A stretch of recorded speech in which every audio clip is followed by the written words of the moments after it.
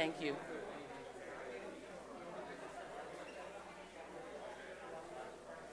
It's off, it's off.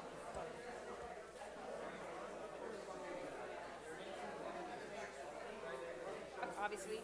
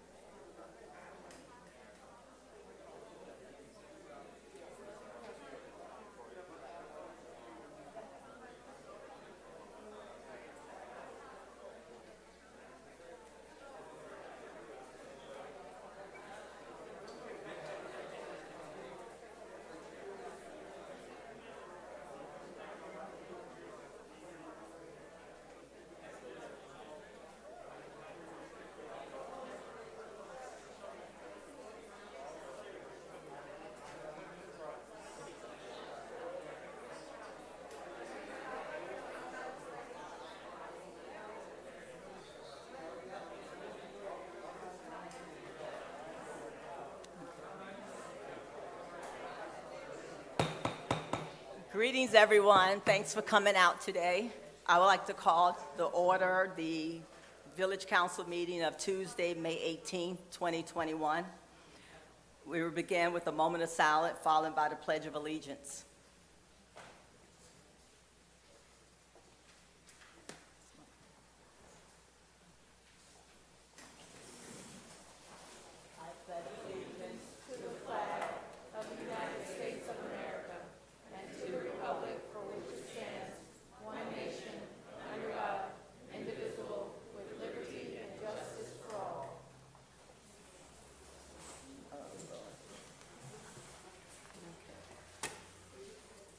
Madam Clerk, roll call, please. Village Attorney Serafan. Present. Village Manager Benton. Here. Councilmember Birch. Councilmember Sonfleur. Councilmember Wagger. Present. Vice Mayor Marenberg. Here. Mayor Harris. Present. You have quorum. Okay, we would like to begin tonight's meeting with a special presentation to our city manager, Mr. Tom Benton. Don't run out the house, Mr. Benton. He doesn't like that. Okay.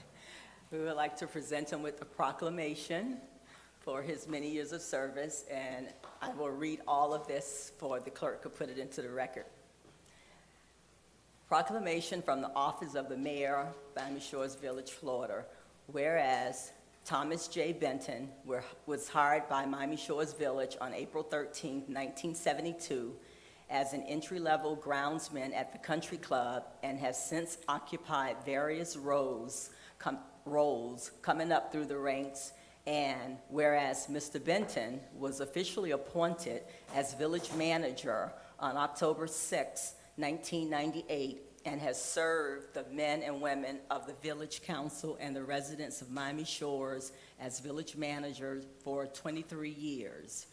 And whereas Tom's perseverance to negotiate and administer intricate and exciting projects have added tremendous value to the community, such as the Northeast 2nd Avenue Sewer System Project, the reconstruction of Northeast 2nd Avenue and Biscayne Boulevard, the formation of Doctors Charter School, the construction and renovation of the Aquatic Center, and the implementation of traffic lights at Northeast 103rd Street and Northwest 2nd Avenue, to name a few.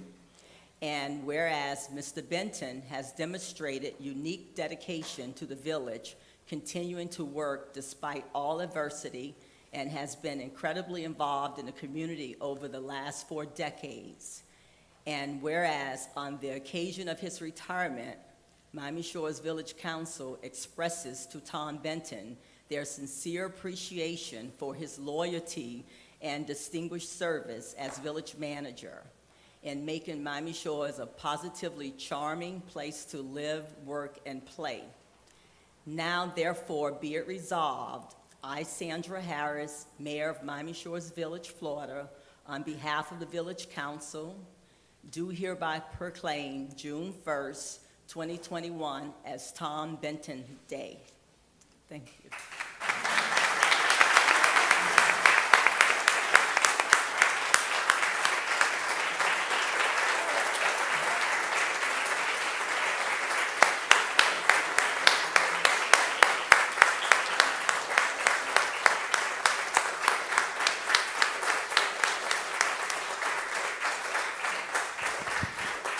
And we also have this plaque that says, "In grateful appreciation for your dedicated service to Miami Shores Village, April 13th, 1972 to June 1st, 2021.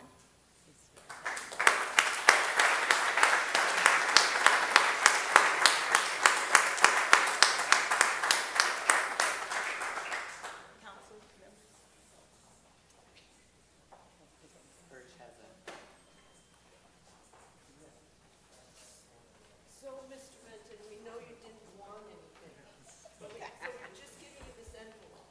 So you can take it home. So here, behind your, all right, there you go. Mr. Mayor, Vice Mayor, if you can enter the thank you so much. 1, 2, 3. One more. 1, 2, 3. Thank you so much.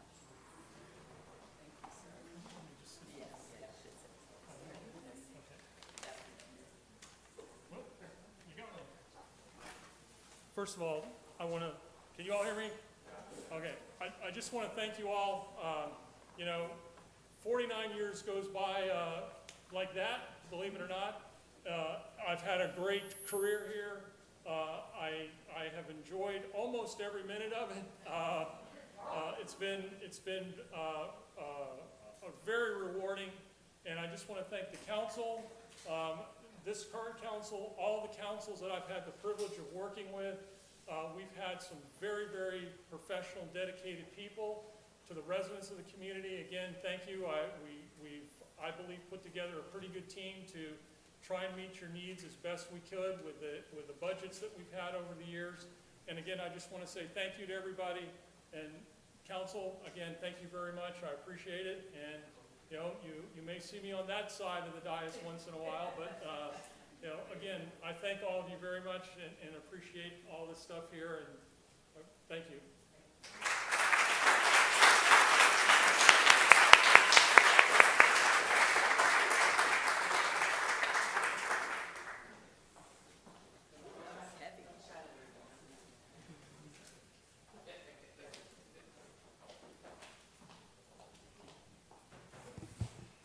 Okay, a presentation from the Miami-Dade Fire Rescue Annual Report presented by Fire Chief Alan Cheminsky.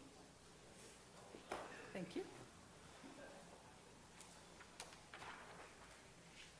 Good evening, Mayor Harris, Vice Mayor Marienberg, Village Manager Benton, Council members Birch, Wagger, and St. Clair. My name is Alan Kaminsky, Fire Chief for Miami-Dade Fire Rescue. Thank you for allowing me the opportunity to provide our annual service delivery for 2020 to Miami Shores Village of Florida.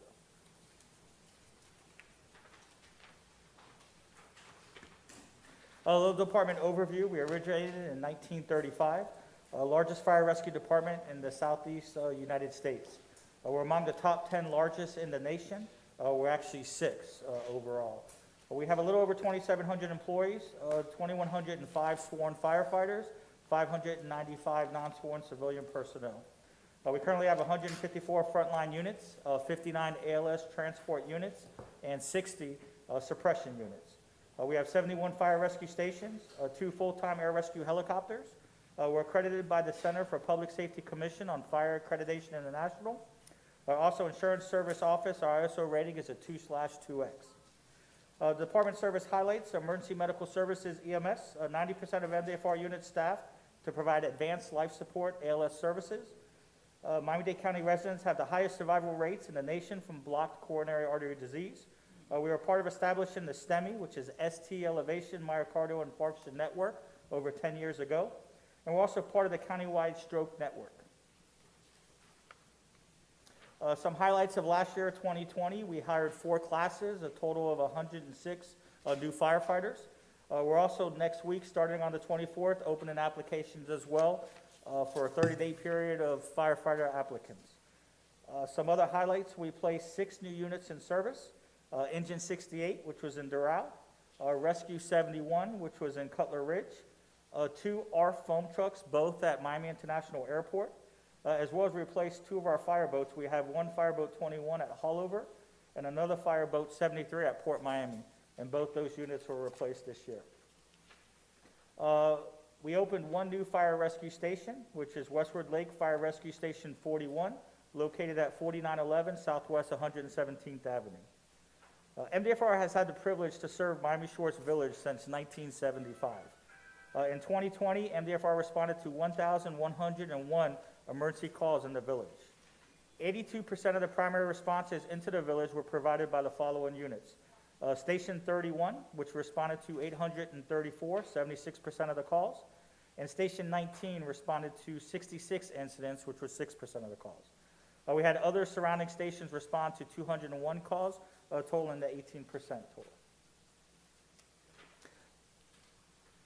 We have 7 fire rescue stations within 3.15 miles in the village. Station 30, which is right here in Miami Shores, has 1 rescue, 1 ALS engine. Station 19, which is North Miami West, 1.02 miles away, has 1 75-foot ladder truck and 1 rescue. It's also a technical rescue TRT specialty truck. Station 20, North Miami East, is 1.84 miles, has 1 rescue, 1 ALS engine, as well as 1 battalion chief. We have temporary Station 18, which is in North Miami Central, which is 2.2 miles away, which is, has 1 rescue, as well as Station 27, North Bay Village, has 1 rescue and 1 BLS engine, and Station 76, which is 1 rescue and 1 BLS engine as well. So we have a total of 14 frontline units serving the village, 1 battalion chief, 7 rescues, and 6 suppressions. Daily, there are 46 firefighter, paramedic, EMT technicians on duty every day.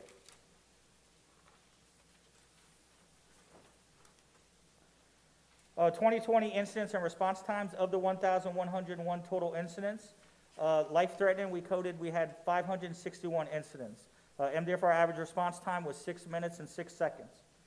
To structure fires, we had 11. Our average response time was 4 minutes and 23 seconds. Other fires, we had 134 with a response time of 6 minutes and 32 seconds. Countywide, our average response to life-threatening emergencies is 7 minutes and 59 seconds. Within the village, the average is 6 minutes and 6 seconds. For structure fires, a countywide average is 6 minutes and 22 seconds. Within the village, it's 4 minutes and 23 seconds. For 2021, we've had a total of 367 total incidents up to March 31st, 2021. For life-threatening, we had 129. Our average response time is 6 minutes and 55 seconds. For structure fires, we've had 3. Average response time is 5 minutes and 30 seconds. In 2020 MDFR customer feedback survey, we sent to 20% of MDFR EMS patients monthly. Countywide, 3,136 respondents, 10% returned a survey yielding an overall score of 4.86. 18 village residents returned surveys yielding an overall score of 4.83, so it's a 97% satisfaction rate. And one comment, which is always kind of, means the most to me, is one of the residents responded saying, without a doubt, incredible professional, sensitive to the circumstances. I'm very lucky and blessed I got the group I did. They are a credit to their profession and to Miami-Dade. So that's always, very touching when we get responses like that. So that concludes our report for 2020. And any questions of me? Madam Mayor, may I? Well, Oh. give me a hand.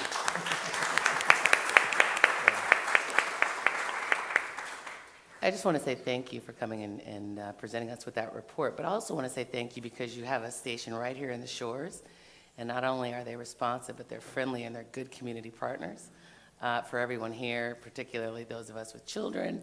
They let us come sit on the fire hydrant, but also I see them out in Publix and getting their sushi, and they're just a lovely group of folks working at that station, so I did want to send a special shout out to them and Well, say definitely. thank you for your service as well. Thank We truly you. appreciate that, and we are a fire service in Miami Shores, so I'm glad to hear that interaction. Thank you. Thank you for your service. All righty. Well, thank you. Have a wonderful evening. Likewise.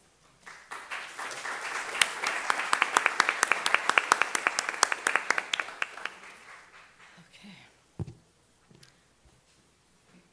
Okay, the next section is public comments. There's 3-minute limit. State your name and address. If you submitted an e-comment or sent an email or any other correspondence, the council has read it and it's been placed in the record. So with that, we'll open it up for public comments. Someone step up, please. Hi, John Ice, 118 Northeast 102nd Street. So I'm an 11-year resident here in Miami Shores, and I just want to say that I feel the quality of life in Miami Shores is vastly, vastly superior to any other community in all of Northern Dade.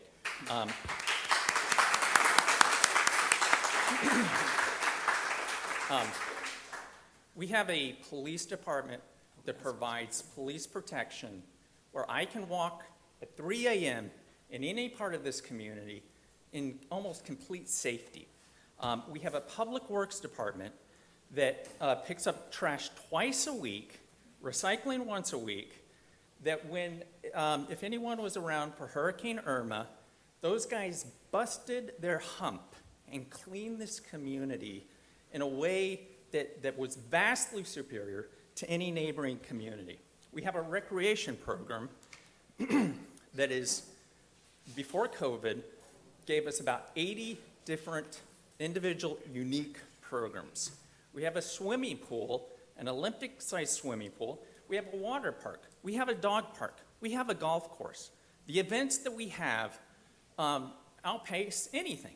Green Day, Winterfest, Unity Day, the Easter egg drop, 4th of July, et cetera, Plaza 98, okay?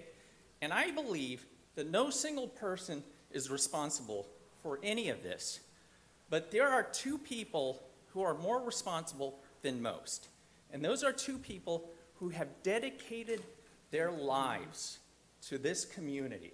And that is Tom Benton and the police chief, Kevin Lysted. Collectively, Excuse me, please no clapping, but you could wave in support, Yeah. please. collectively, they have served over 80 years to this community. That is astonishing. That is unheard of in this day and age, okay? To the village manager and to the police chief, who I am disappointed to see them leaving, those guys deserve a 5-star medal and a standing ovation from this community. Thank you.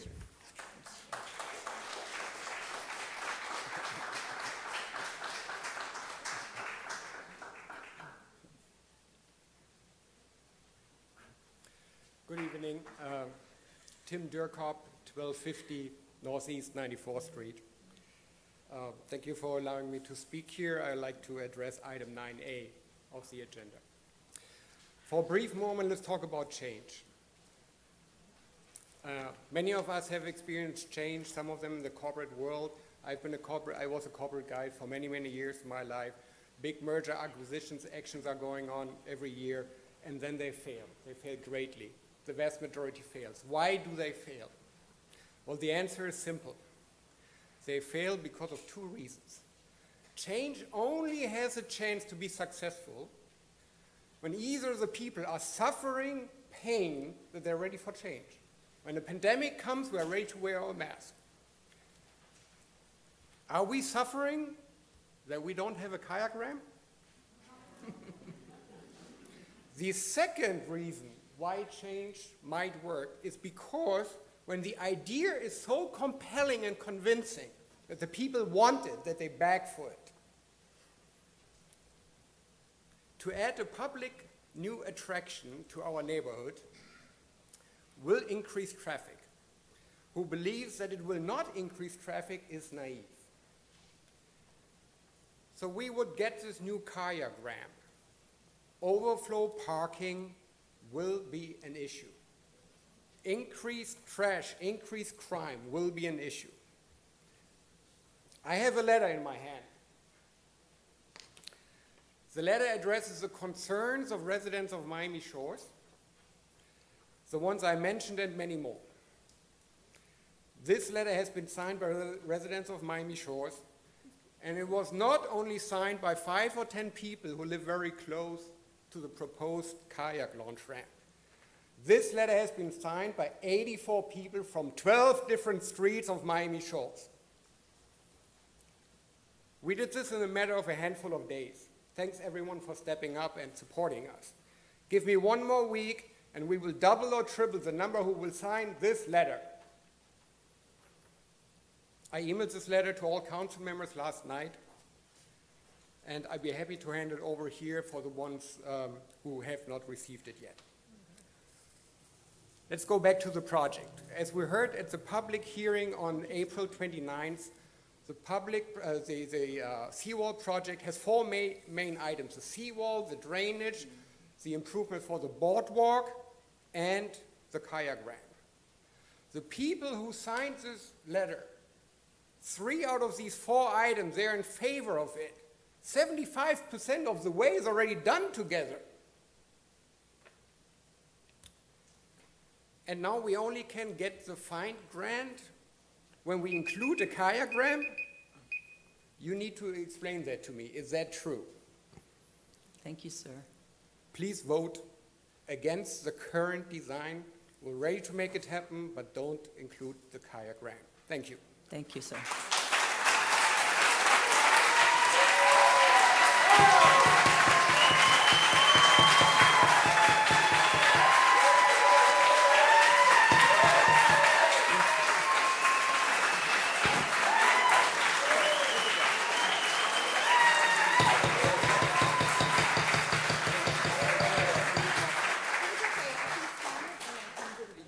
Respectfully, everyone, I do want to give everyone a moment to speak, but we really have a long agenda that we have to get to, so that's why I was trying to avoid the applause, just to move it on faster, but let's wave. Thank you. With that in mind, my name is Jonathan Drum. I live at 1291 Northeast 94th Street, and I'm also here to speak about agenda item 9A. And I would like to ask the council, if possible, since I'm speaking on behalf of others, to try to limit the number of speakers, if I may have an additional 3 minutes to speak on behalf of others. If I can ask, who else would you be speaking on behalf of by hand raises, so we see how much time we would save? Well, I know there are a few that said they would yield. Oh, that's enough hand raising, yes. I would move to allow him to extend past the 3 minutes. You said you wanted how long? Around 6 minutes, please. 6 minutes. 6 minutes? 6 minutes. I move for 6 minutes. I'll second it. Okay. All in favor? Aye. Aye. Any opposed? Sir? Thank you. I lived in New motion York for passed. 10 years, so I could talk fast, okay? So thank you for giving me the opportunity to speak with all of you today. I'm standing here on behalf of many of those that are here and several of those that cannot make it in person.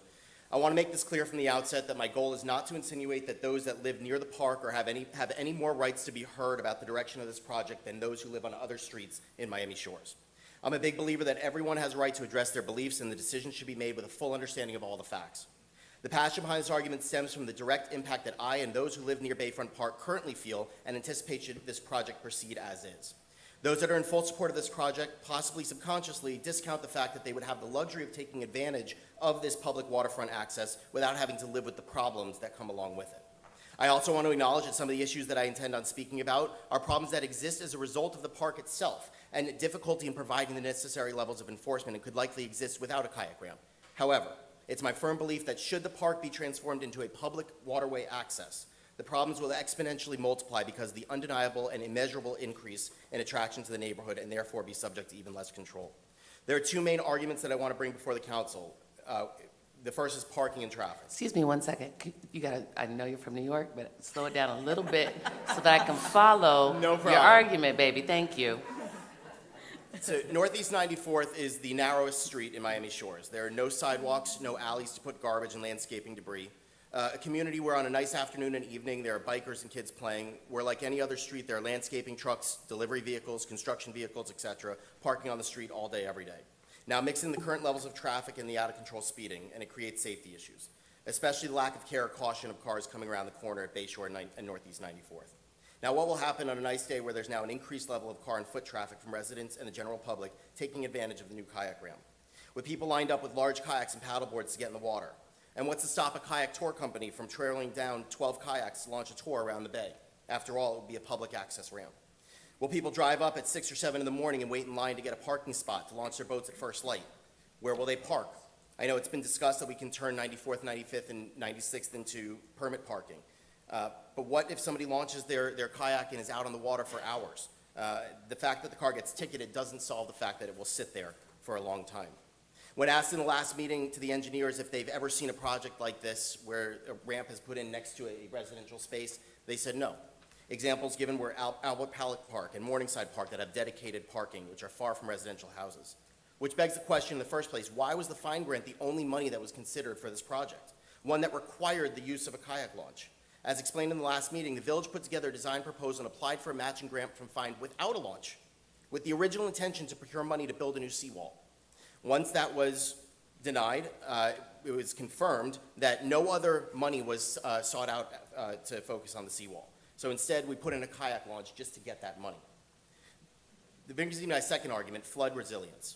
After all, that's what the original intention of the project was. The original intent was to procure funds to raise the seawall to protect against rising sea levels and devastating storms, which is something that none of us would argue against. Have any of you ever experienced the corner of 94th and Bayshore during a major rainstorm? We don't need a kayak launch. Just paddleboard down the street like the video that I have on my phone. Or the fact that the water covers my driveway up to the garage. I live one house in from the bay, and the drain on my driveway is the westernmost drain on the street out of 3.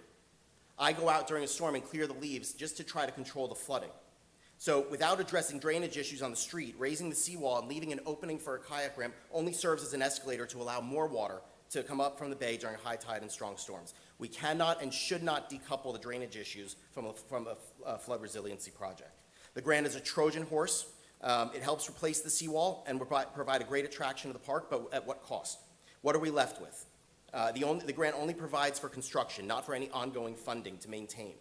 But more importantly, it leaves us in a worse place. I also want to briefly discuss security. There's very little enforcement of what goes on there. I often take my children on walks and we are dodging used condoms, trash, people sitting in their cars, letting them idle and having the emissions go out into our atmosphere, mixed with the smell of pot and cigarette smoke. I've called Miami Shores Police several times as I've watched hand-to-hand drug deals take place and the smell of pot wafting while my kids are trying to play.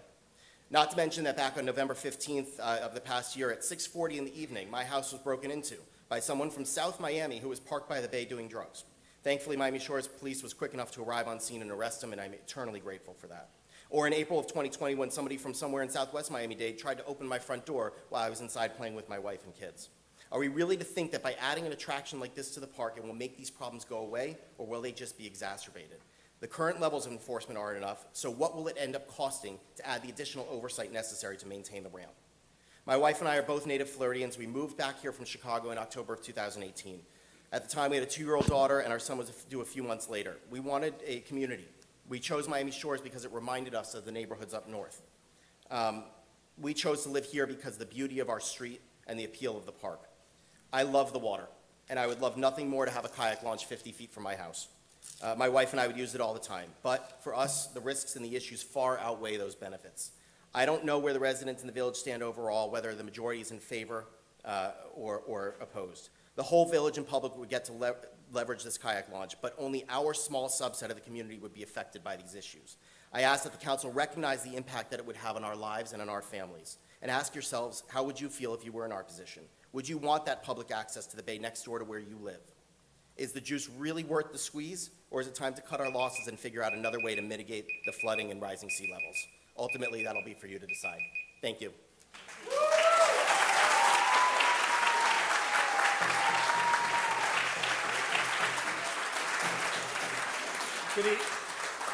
Good evening, everybody. I'm going to be very succinct, and I just want to thank the council. Oh, my name is Frederick. I go by the nickname of Fritz Muller. I live at 1263 Northeast 93rd Street. I want to thank the council for being here, for their keen ear towards their constituents. I want to thank Mr. Benton for years of great service. Thank you. Chief Kaminsky, Officer Lysed, all as well. As a native Miami Shores person, growing up here, I remember the years when we did have a kind of like step-down launch facility at the Bayside. It had to be 40 years ago. As a kid growing up, of course, it was really cool to be able to throw in whatever kind of thing we could launch in those days. It was trashed by a hurricane. But I'm here to speak about the kayak ramp. A lot of the comments are pretty obvious and open about what it means as an impact in the local neighborhood there. Security, the parking, there are drainage issues, everything else like that. But I'm speaking to you because a lot of that stuff has already been said, and a lot of people already know this. The point I want to make is as a lifelong waterman and resident of Miami Shores, I'm a fisherman, I'm a diver, I'm a paddler, I'm a sailor, and I'm also a former captain. And speaking from that perspective, looking at the project that is being viewed by the council, I see it as a total nightmare waiting to happen. First of all, as anybody knows, and I almost went down to the bay to take a picture of the seawall area at the Bayside today, prevailing winds are basically out of the eastern quadrant, ranging from the north to the southeast.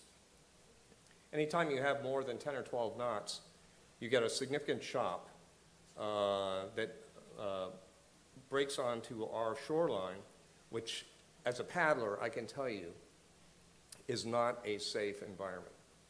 Most people that launch kayaks in Miami usually look for calm water and a safe haven where they can return to.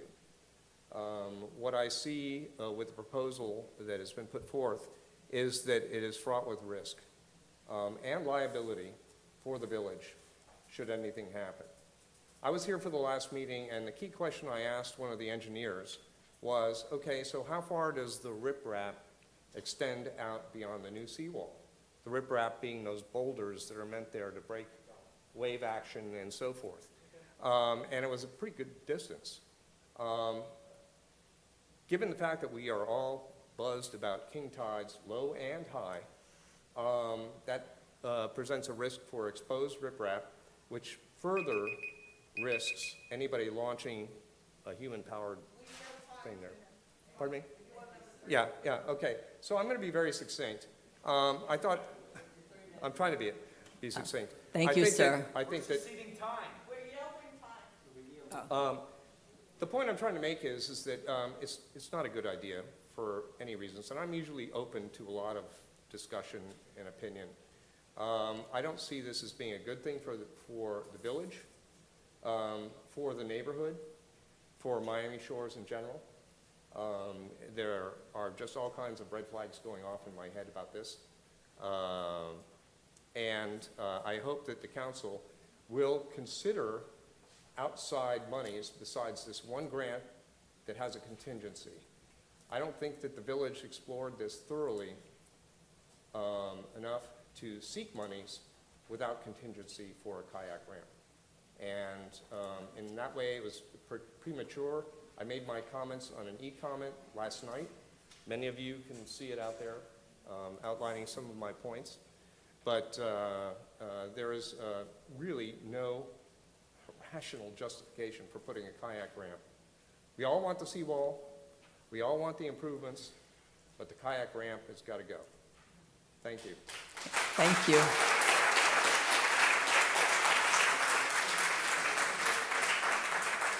Did you yield your time? You said you yielded your time? She yield time. Okay.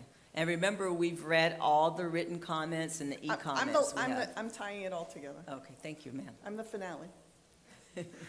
Nancy Signo, 1301 Northeast. Make it grand. Northeast 100th Street. Everyone spoke to the several issues that we have. I plead with all the council members to please vote this down. I've spent 17 years on the bay in my home. I've seen what the water could do. I'm just telling you, this is a liability to anyone who goes in that water. It's not if someone's gonna get hurt, it's when someone's gonna get hurt. And it's just a very bad plan. We definitely need to improve that bayfront area. We need to protect it because the wall is too low. We need to raise it. But let's make it a really nice park for the community, for the residents. Let's get rid of the parking. Let's do 100 better things that we can do with that park. And I just want to address that, as Fritz said, if you know the water, it's a bad idea, and I just think we should just, find a better way to find the money, and I know it's out there. Please vote no on the plan. Thank you. Thank you.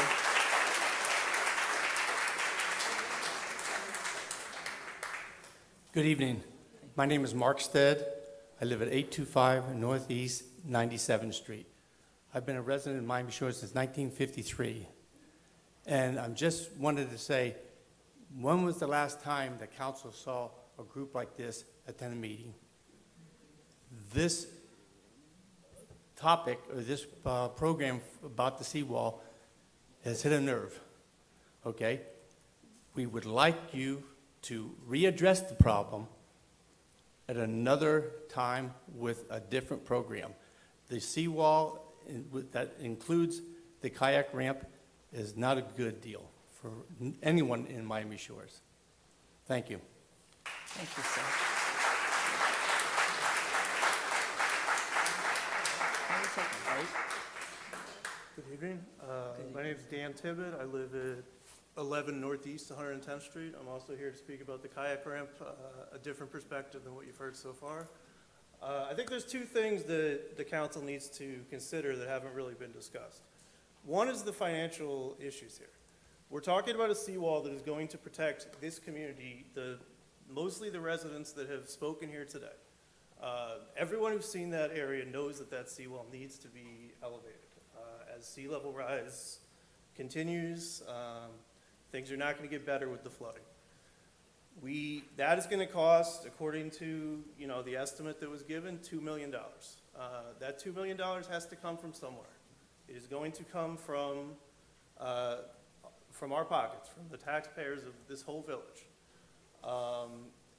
Mr. Benton found a grant to be able to build that seawall. Initially, a proposal was done with no kayak ramp. Fine came back and said, no, we will not approve it unless you have bay access. He came to the council. He presented it to the council. The council approved. He told them this may be an issue. There's going to be a kayak ramp in a residential area. Do you want to go forward with this? Nobody came and spoke. The council unanimously approved the kayak ramp to go forward with it. and the grant came in. So now we have $1 million of outside money to do a necessary project, to do this seawall. And, you know, now money has been spent, which will have to be out of pocket for the work that has already been done, and now, you know, certain people are up in arms. So, you know, I think that background has to be considered. If you deny this, we still need the seawall. That other $1 million plus is coming from everyone else in this village's pockets. And, you know, for a project that, you know, has a targeted impact. Now, the other issue is that this is a public park. This is not a park that belongs to a certain section of Miami Shores. This is a public park that is for access to for everybody. A kayak ramp is a public benefit. It is something that allows people to get out on the water to enjoy our natural resources. There are engineers who are studying it who, you know, can deal with whatever issues people may think exist about water running up the ramp or whatever it is. And, you know, at the end of the day, it's a public park. We all have the right to enjoy it. People bought homes near a public park, and that comes with public use. So I think it does not make sense for the village to go back on what they already decided because of a minority of, you know, people that live around there. Also, I kayak. I use kayak ramps all over this village, this community, this city, county. There's not, you know, hordes of people swarming the kayak ramps. It's, you know, I think if it happens, people will be pleasantly surprised. Thank you, sir.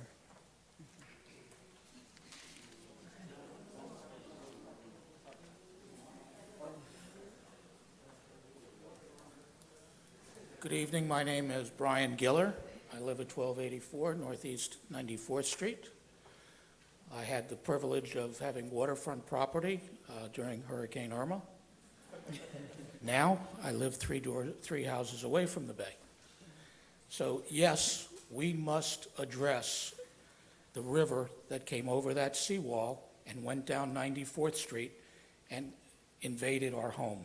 And we were extremely devastated by the damage, and we must address the seawall. However, if you hear what's going on tonight, the most important thing you can get from it is we lacked input from the community before a project was developed. And I would urge this council to vote no tonight, but at the same time entertain a motion that would enable you to appoint a committee consisting of various city officials as well as the community, and get these people involved because they want to be involved and they want to have a say-so. Secondly, you need to make sure that the plan that you're developing is going to enhance the community. What they've designed is a square box. Anybody can do that. You have an opportunity, whether it's through this grant or some other grant, to create a beautiful, beautiful park.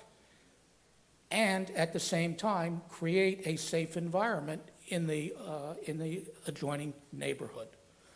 So get these people involved, get the right architectural firm involved that can design something better than a box or better than what they put in commercial locations, that will recognize it is currently in a residential neighborhood and it needs to be formulated with that in mind.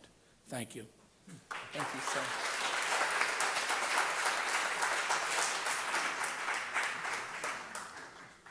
Good evening. My name is Eli Bravo, 1234 Northeast 94th Street.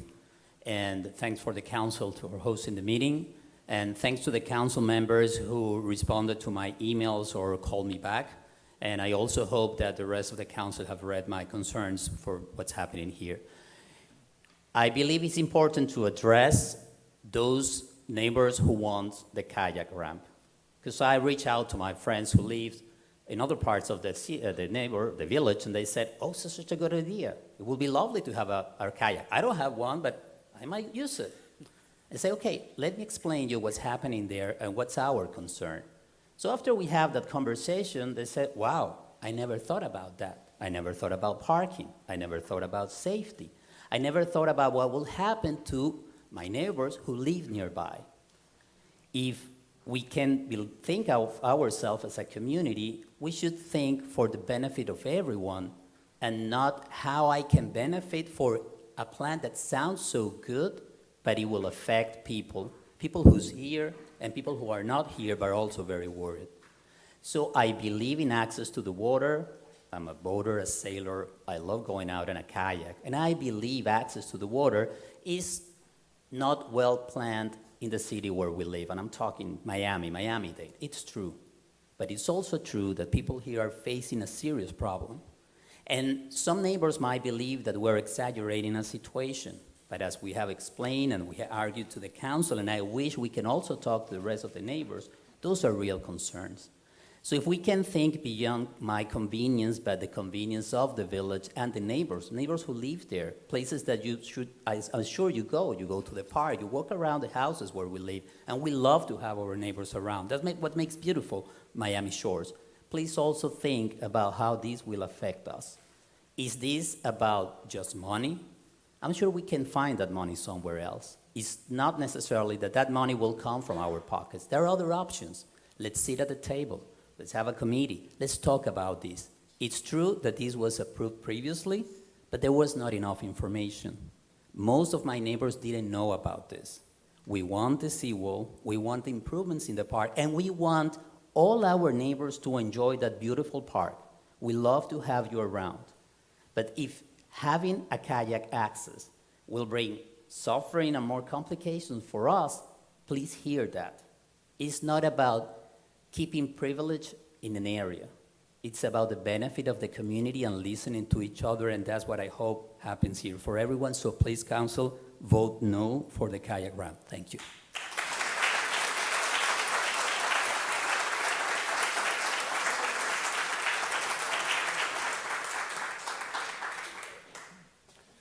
Good evening. My name is Robert Menji. I live at 1102 Northeast 105 Street. And I'm here for two items. I'd like to make a comment and be very short, not to take up your time. But I did warn you the last time I was here that these meetings are not going to be cut short when there are items that affect the community. So be aware. The first one I'm concerned about is limiting the number of items that a person can speak at the council regarding an agenda. I think it's inappropriate. You can tell by the crowd here, they like to have their opinion voiced right up front. And the second item is the ramp. The reason I'm concerned about the ramp is, so you have a kayak ramp. Next, people will be coming in launching jet skis. Are we gonna have a 24-hour person there taking care of it to prevent people from illegally or inappropriately using the ramp? We don't have that capability unless we're going to spend even more money and have to have someone there 24/7 to watch it. We already have serious impacts in other parts of the community regarding jet skis and more vessels than are allowed by the county law and state law. One thing at a time, I think it should be reevaluated, as the other gentleman said. Sit back, take a minute. Let's all breathe together and work together to make things work. Thank you very much.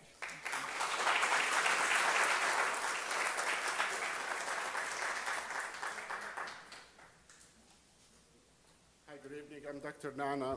This is my first time I'm coming to this council. I live in 1216 Northeast 93rd Street. I want to be honest with you. I was shocked yesterday when I heard this news, and I'm like, I better run to this council and say something.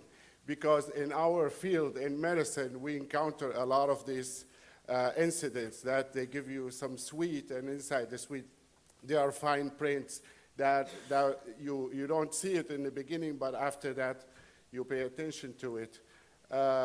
Talking about a ramp for kayak, are we done with all the problems that are in the shore villages that now we need a kayak ramp? Like, are we in heaven to start talking about this level of luxury, this level of spending money? please, in medicine, we receive orders from above that comes from people who never practice medicine and never touch a patient. I'm sure you live here in the shores, and you know how this will affect us as residents of the shore. So please, with all of those people that are sitting here, please consider that this have a big impact on us and on our future, on our kids. We're planning here to live for 50 years, and our kids to live for the next 50 years, and we're not getting out of these villages. So please help us and take this idea out of this project. Thank you.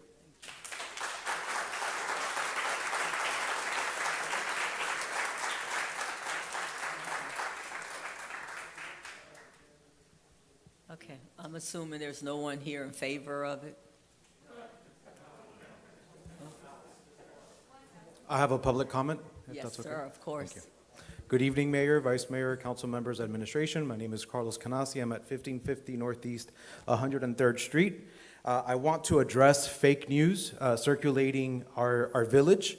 I think it's damaging not only to our village, I think it's damaging to our children, it's damaging to us individually. I want to address some items that have come up, that the council fired Mr. Benton. That is not the case. Mr. Benton issued his retirement letter on May 3rd, the day before the first council meeting held by this council.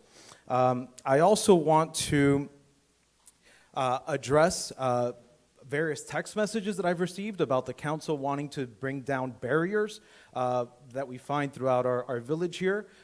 Go ahead and ask the village council members. Instead of spreading rumors, instead of talking about things that you've read nothing about, that you've had no conversations about with someone on the council, do your research. Read.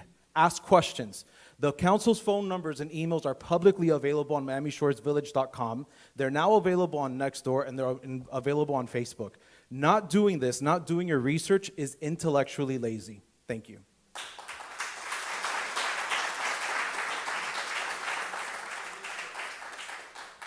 Good evening. My name is Mike Rigazzoni. I live at 1260 Northeast 93rd Street, and I've been a resident of Miami Shores for a little over 20 years now.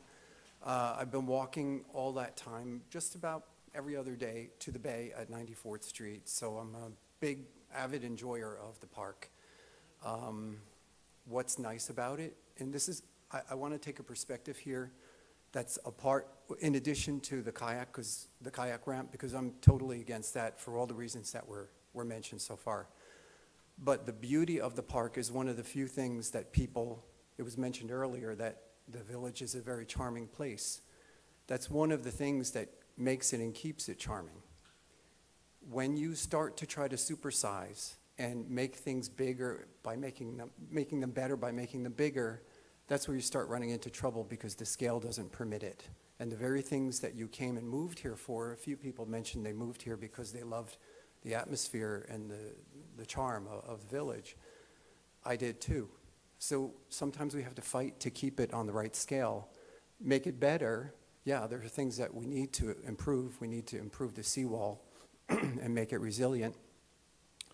But you also need to look at it, as other people said, from a perspective of how can we do it better.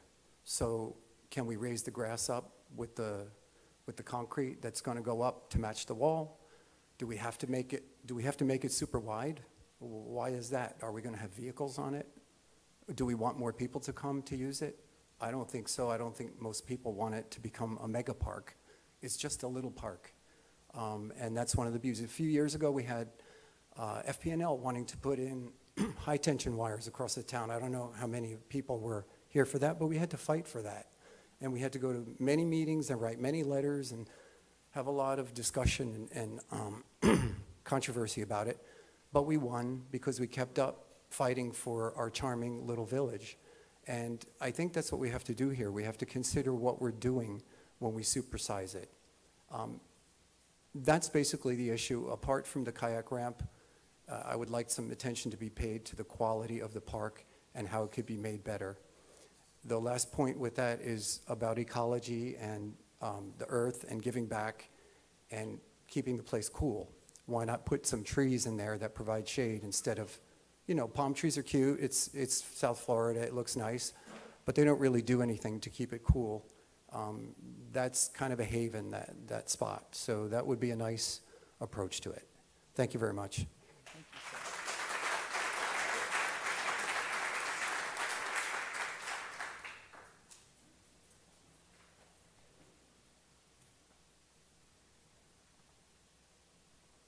Good evening, my name is Yuri Morales. I live at 302 Northeast 92nd Street.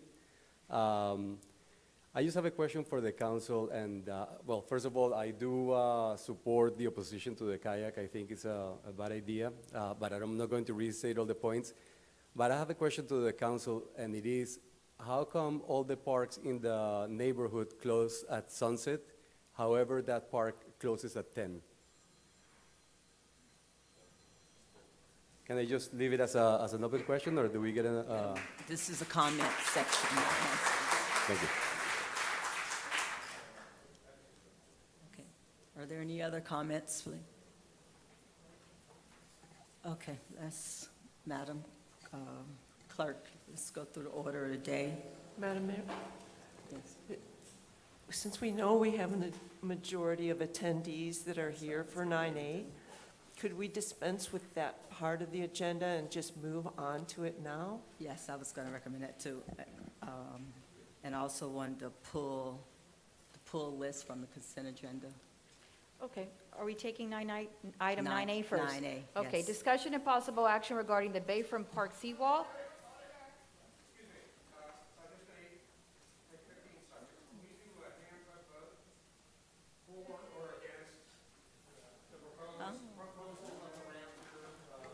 Sir, he's out of Sir. order. Sir, out of order. Public comments are closed.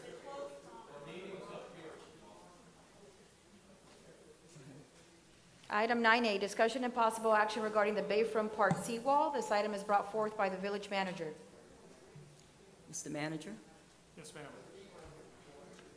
Madam Mayor, members of council, as I think one of the gentlemen mentioned, on April the 29th of this year, we held a public comment meeting, if you will, where we, as required by the FIND grant, we were required to bring forth the drawings, the preliminary drawings of the kayak launching ramp.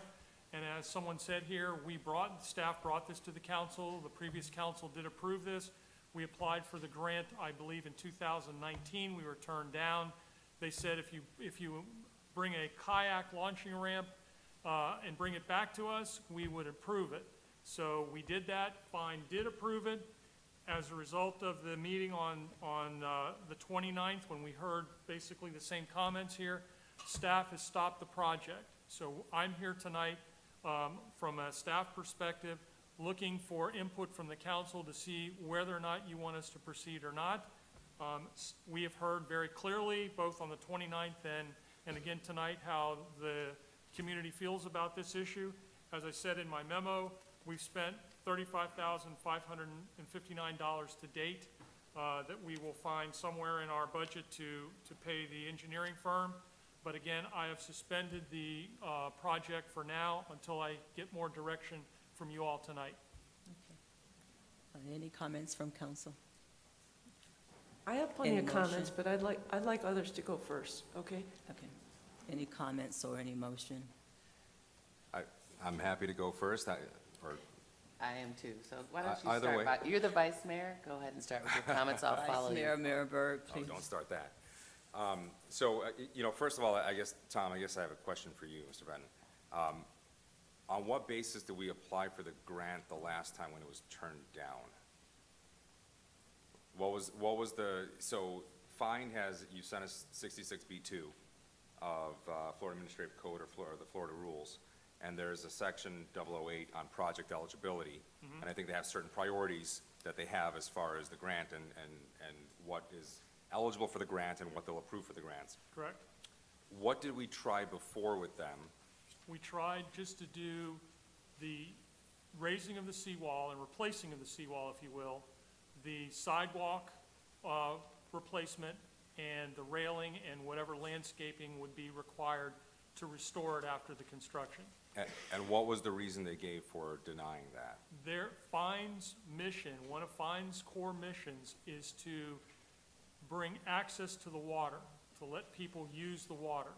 So in 2019, I made a presentation, I believe it was in Cocoa Beach, and in front of the Fine Commission, and that's what they advised, is if you would put in they recommended a canoe paddle launching ramp, and come back the next year, that they would seriously consider approving it. So we went back to the drawing board, we drew that in there, we came back to the council, and the council approved it and said, go back again. We went back again, and we were approved that time. Okay, and so we've been approved for the Phase 1 grant, which is up to $125,000 of our own money, matched $125,000 by Find. You've indicated we've spent just over $35,000 of that $125,000. Has Find already matched that $35,000 as well? No. Are they going to match that No, they're not. $35,000? No. Okay. I've spoke to their executive director, and it's all or nothing. You've got to finish the project, or they're not going to reimburse us. Okay, and have they already indicated that the project, as we've designed it, is approved, and that $1 million match, or $1,250,000, whatever else, is actually already granted to us without any kind of contingencies whatsoever if we move forward on that project? No, here's the way it works. So the way Fine works is this, is that Phase 1 is the design and the permitting, okay, which is what they approved. You then apply for Phase 2, which is the construction dollars. And what we were told is this, is that we're not going to approve you for Phase 1. We've never approved somebody for Phase 1 to do a design and not approve the construction dollars, because they'd be throwing their money away as well. The only time I was advised that they wouldn't approve a Phase 2 construction grant is if the applicant radically changed something different as presented to them originally in Phase 1. Okay, thank you. That helps to give me a little more information. So, you know, when I took a look at 66B2, there's obviously a number of different eligibility criteria. And I'll just quickly: public navigation, channel dredging, public navigation aids and markers, inlet management, public shoreline stabilization, acquisition, development, publicly owned spoil disposal, waterway signs and buoys, acquisition, dredging, shoreline stabilization, and development of public boat ramps and launching facilities, acquisition, dredging, shoreline stabilization, development, public boat docking and mooring facilities, derelict vessel removal, waterways-related environmental education programs and facilities, public fishing and viewing piers, public waterfront parks and boardwalks and associated improvements is one of the criteria that is eligible for this funding. Maritime management planning, waterways, boating safety programs and equipment, beach renourishment, and other waterway-related projects that don't fit into any of those categories, but they don't get the full 50% grant, they get a 25% match potentially. So it seems like there's potentially some other, and I focus on public waterfront parks and boardwalks and associated improvements. You know, I think their mission is, while it is providing access to the bay, I think they also want people to enjoy the waterways, and so providing view access to the bay through public parks along the waters is something that it seems like they are interested in doing as well. It seems like most people in this community that are in favor of a kayak launch are in favor of the kayak launch for one of two reasons, or maybe both. There's a bunch of people that are focused on the money, but this is $1 million for us. How can we turn away $1 million or $1,250,000 if they're going to match it? And, you know, who cares about the kayak ramp? We should be using this as a method of, I guess, subsidizing our own requirements on getting this seawall built. And they're focused on the money. And I understand that $1 million to any individual sitting here is a lot of money, but that's us as individuals. As a village, it's not as much of an impact when you look at $1 million. And we are going to have to fix that seawall regardless of whether or not we've got a grant coming for somebody or not. You know, if we want to continue to use that park and have it available for the public, we are going to have to fix that seawall, regardless of where that money comes from. And so the question is it worth putting in the kayak ramp just to get that money, or can we find other methods in doing that? The second group of people that seems to be really in support of the kayak launch are people that say, oh yeah, I think I would probably like that, it'd be great for my kids, this is a great access point, We don't have access into the waterways in Miami Shores. Not all villages are blessed with a lot of natural resources necessarily and a lot of access to the bay. Some villages and cities are landlocked completely. And so when I started to review this item and think about this item, the question for me was, are we deciding on what is the inconvenience level that's caused to people that would like to kayak to drive the extra mile and a half, like they've already been doing potentially, to all the other kayak launches, such as in Morningside or Legion's Park or to Pelican, all right? They're getting in their car anyways. No one is carrying these by foot, no matter what anybody says. If you're saying that somebody can carry this more than a block, you clearly have not carried your own kayak more than a block, okay? Just to be clear, this is not going to be used by people within a close vicinity. I mean, the parking problems, it's all been raised, it's all been discussed. But for me, it's an issue of balancing the inconvenience of people driving a mile and a half, 2 miles further to launch their kayak versus people that are living right next to it. And I've challenged people on social media and otherwise to locate for me where there is a motorized or non-motorized launch of any sort that is located within a stone's throw of single-family homes. And no one has come up with it. I've had some people looking nationally for it, and no one's come up with it. And, there are, of course, you've got the larger parks like Morningside, and they've got houses at the end of those parks, but their launch is not right next to those houses, I can tell you. And they've got a lot more length than we do. Add to the fact that the locations of the kayak launches that are proposed are right next to single-family homes that have boats potentially and could be coming out and have blind spots and not see that there's someone below them as they're launching. I think it's a dangerous thing. I think it's a dangerous thing. And so, from my standpoint, I love the idea of access. I think it would be a wonderful thing if we could provide it. I do. But I don't feel like this is the right place for it. It's just not that kind of place. Let's get a motion. Thank you.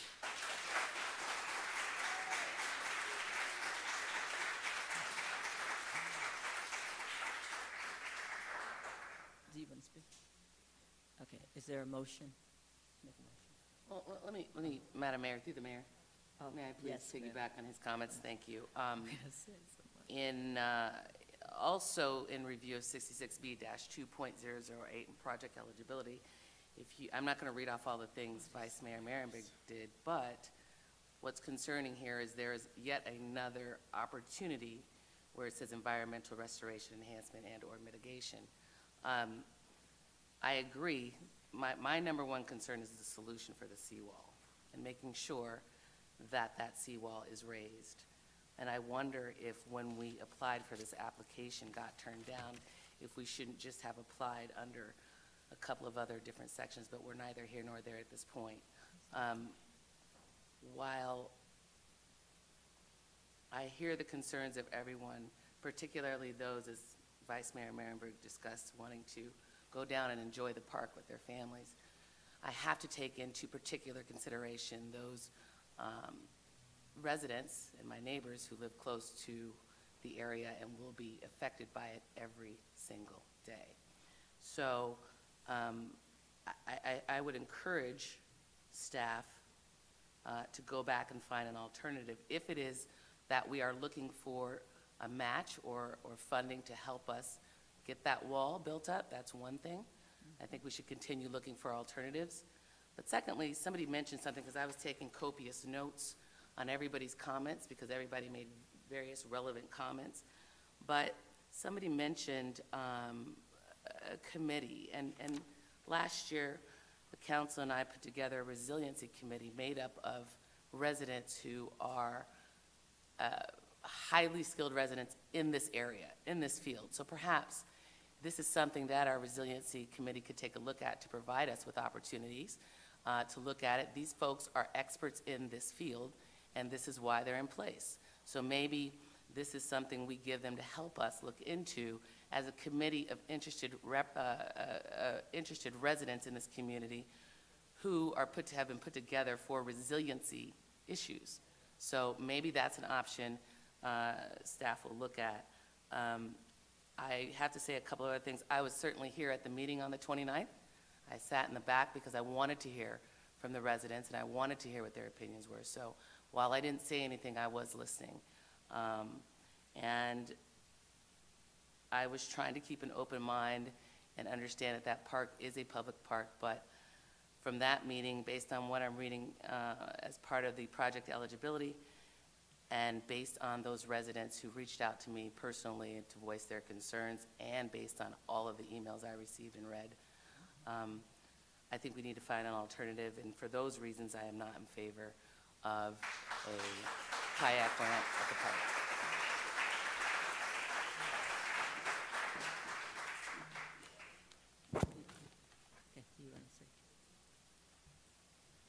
Sure, Madam Mayor. Yes. I too have received dozens of phone calls and emails for and against this project. I don't want to reiterate the fors because we've heard them, and I don't want to reiterate the against because we've heard them. My issue and my concerns with this project is really just I don't know if, like Vice Mayor said, if the pros outweigh the cons, or if the cons outweigh the pros is what I should say. However, the cons do outweigh the pros. There's a safety issue, there's a liability issue. Neighbors have called and they have made the point that everyone here who lives near there made a decision to purchase a home near a public park. And when you make that decision, it's a public park. So it is for the public. However, it being for the public and you making a decision to live in a home that is near a public park does not mean that you should live in a street where you're in fear or you're in danger. But I do have a question for Mr. Benton. How long did we look for funding before we settled on applying for this grant? We're always looking for funding. We have a grant writer that full-time looks for funding, and this opportunity came up. We brought it to the council, and the council approved it. And as I said, we went back there twice and took a look at it. So we're always looking for funding. Okay. Look, you guys, I wasn't here when this decision was made. We have a room full of people who are against it. If you're against it, we're against it. That's just how it goes.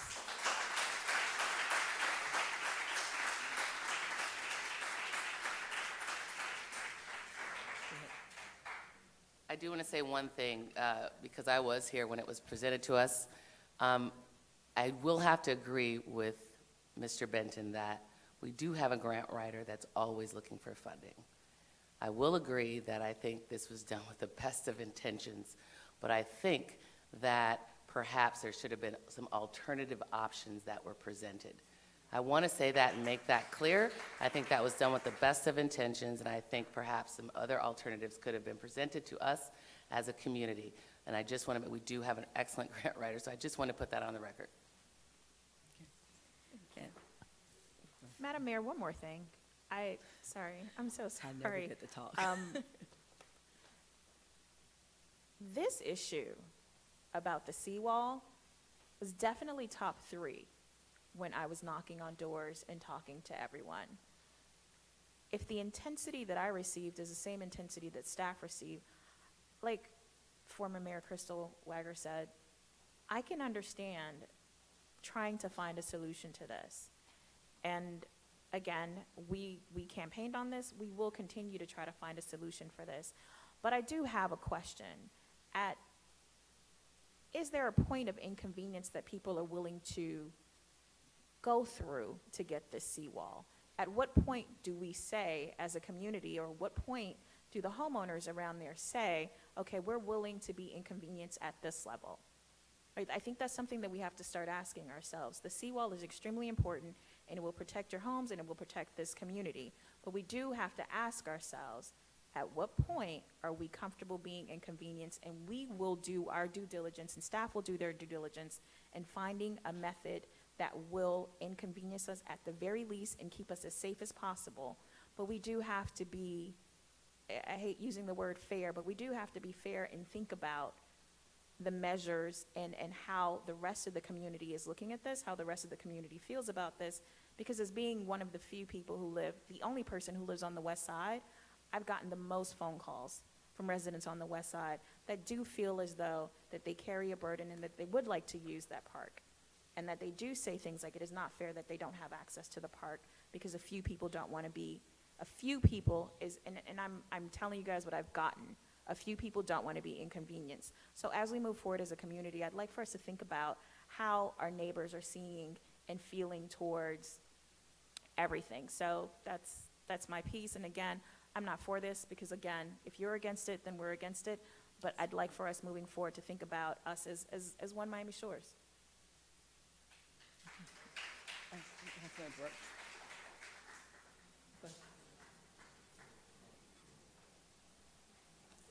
I'm just going to stand up and say, this is really all my fault. Okay? And I'm going to explain to you why. And I hope you can hear me, because I'd rather stand. But please, if you throw something, I hope it's not sharp. I have been literally lusting after one of these grants since 2008. And what happened in 2008, and I live on the Bay, and I have now since 1980. And what happened is I looked across the bay and I saw this giant boat about the size of this room, and it was stuck on the flats. But you also know what happened in 2008, and that's that the market crashed and finances for cities were at a dead low, and we had nothing at the city level, nothing at the county level, nothing at the Coast Guard level that could remove this derelict vessel. And we've talked a lot about safety and danger and things like that. And with hurricane season right around the corner, what I did was I called the Florida Inland Navigation District. And just to give you a little background, the Florida Inland Navigation District this year, out of your tax dollars, please go home and look at your trim notice and you will see FIND at the bottom of it. They collected $317 million in taxes for the projects that Mr. Marenberg read out, Vice Mayor Marenberg read out in his presentation. Those are all the different things that they do. It's true they have different kinds of grants, but as Irma hit, and again, everyone comes from their own perspective. I live on the bay, my next door neighbor's seawall failed, I lost my backyard, and if I hadn't already been wide awake and attended a lot of sustainability conferences, the South Florida Regional Climate Compact, and all the presentations that they've done, if I had not already been worried about sea level rise and the immense possibility for that seawall to fall and cause tremendous damage to our neighborhood, then I wouldn't have done anything. But I was very worried. I knew the fine grants were there. And I pressured the heck out of Mr. Benton. Save up the money, find a way to apply, do it, do it, do it. And I really was the one. So you can blame me. But the first time, and I'm the only one standing here from March 19th, 2019, sitting on this dais. I'm the last one standing. We voted for it, but we did not know that public access would be part of it. And our grant writer was in line with many other cities on the Zoom phone call that Mr. Benton and I were on for the second time. And they all had already, our grant writer has written several successful fine grants. So it seemed normal and natural to go for it. Now I'll show you another little complication, and it's in this picture behind me, and I hope you can see it. But one of the things when we heard that there needed to be a public access ramp, which we were calling a paddlecraft ramp, was a small park on 77th Street near here. And this is Manatee Point Park, I believe. And we had this picture, and we looked at it, and we said, you know, the Bayfront Park residents aren't going to like this idea of a paddlecraft launch. They're just not going to like it. Should we go for it? I wonder if we should. And boy, this innocent-looking little ramp that leads down the Little River looked awfully good to us at the time. Now then, I heard a lot of the word vehement in the presentations. And I understand that by majority, you are vehemently opposed to a kayak grant. I understand the reasons why. And I have no intention of voting for this. But what I want to do is bundle the vehement energy that you've expressed so that we can take that $1 million, and I'm going to talk to staff and my colleagues. Could we take that $1 million and could we put out an RFP to do the seawall ourselves? Because I'm going to give you a little bit more interesting background that only a few of you know. And that is a pro bono attorney who lives on 104th Street in 1999 went after the reverter clauses for that linear park. The reverter clauses are not familiar to me, but I was helping her to make the calls and find out. I remember making a call to New Hampshire to find out the charitable remainder for that park. It is yours. It is ours. It belongs to us. If we want to limit access to Miami Shores residents only like we do to our dog park and other places, we can do it. But you people need to put your money put your vehemence where your mouth is. Because we need to get this done. And government, look how long it's taken. March 1999. March 2019. And now we're no further to strengthening that seawall at the end of this vote than we were when we started. Forgot the citizens in this formula. The citizens in this formula had 2 meetings to come to. They never did.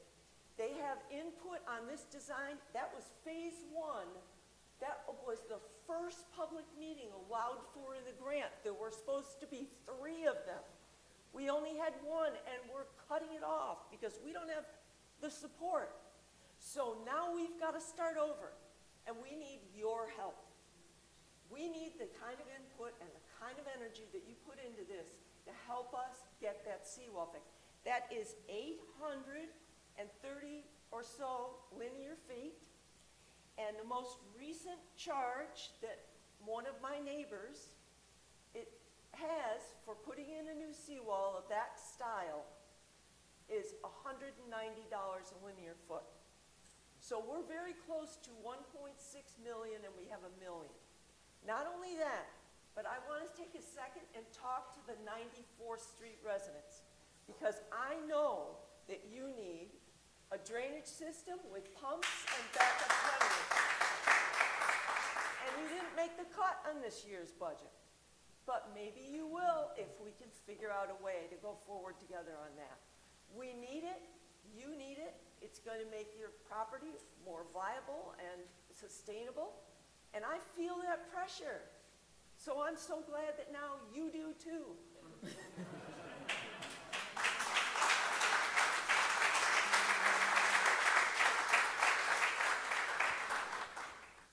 Okay, well, there's not much more I could say, but I do want the residents to know I've read all the letters, the e-comments, I responded, I took the phone calls. So you've been heard, and the will of the people is always my will. And so if I could get a motion from anyone here,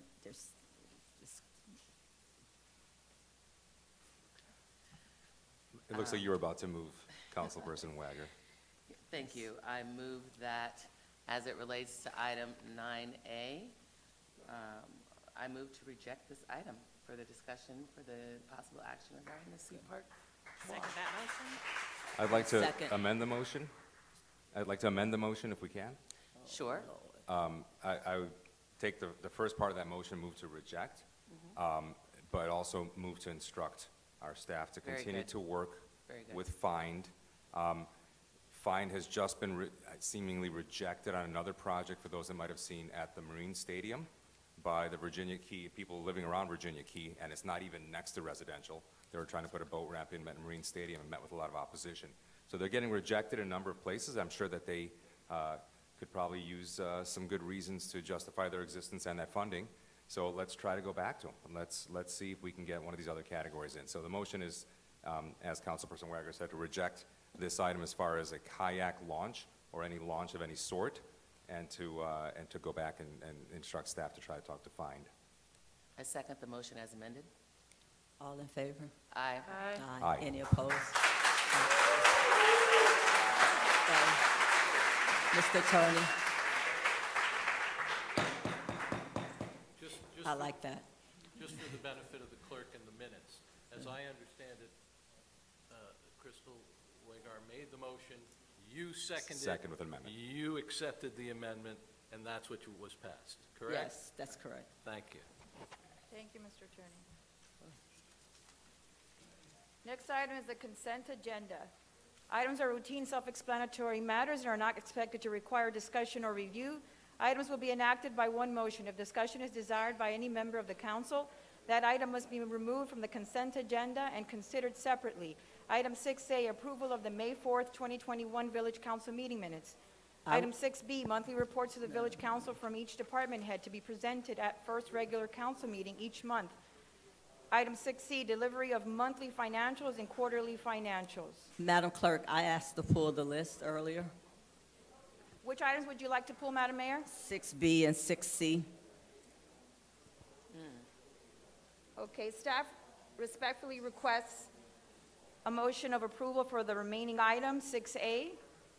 I'd like to make a change on the minutes, Okay? and I hope that Councilmember Wagner doesn't mind, but item 9E in the minutes, should we wait here for a second until people vacate? Could everyone who's finished, please, leave? So item 9E in the minutes notes that Councilmember Wagner appointed Councilmember Birch, and Vice Mayor Marenberg seconded. I think that she made a motion to appoint Councilmember Birch and did not just appoint her. Right? Nominated? Yes, sure. There was a motion to nominate. Instead of appoint, to use the term nominate? It was nominated, sure. Okay. So noted.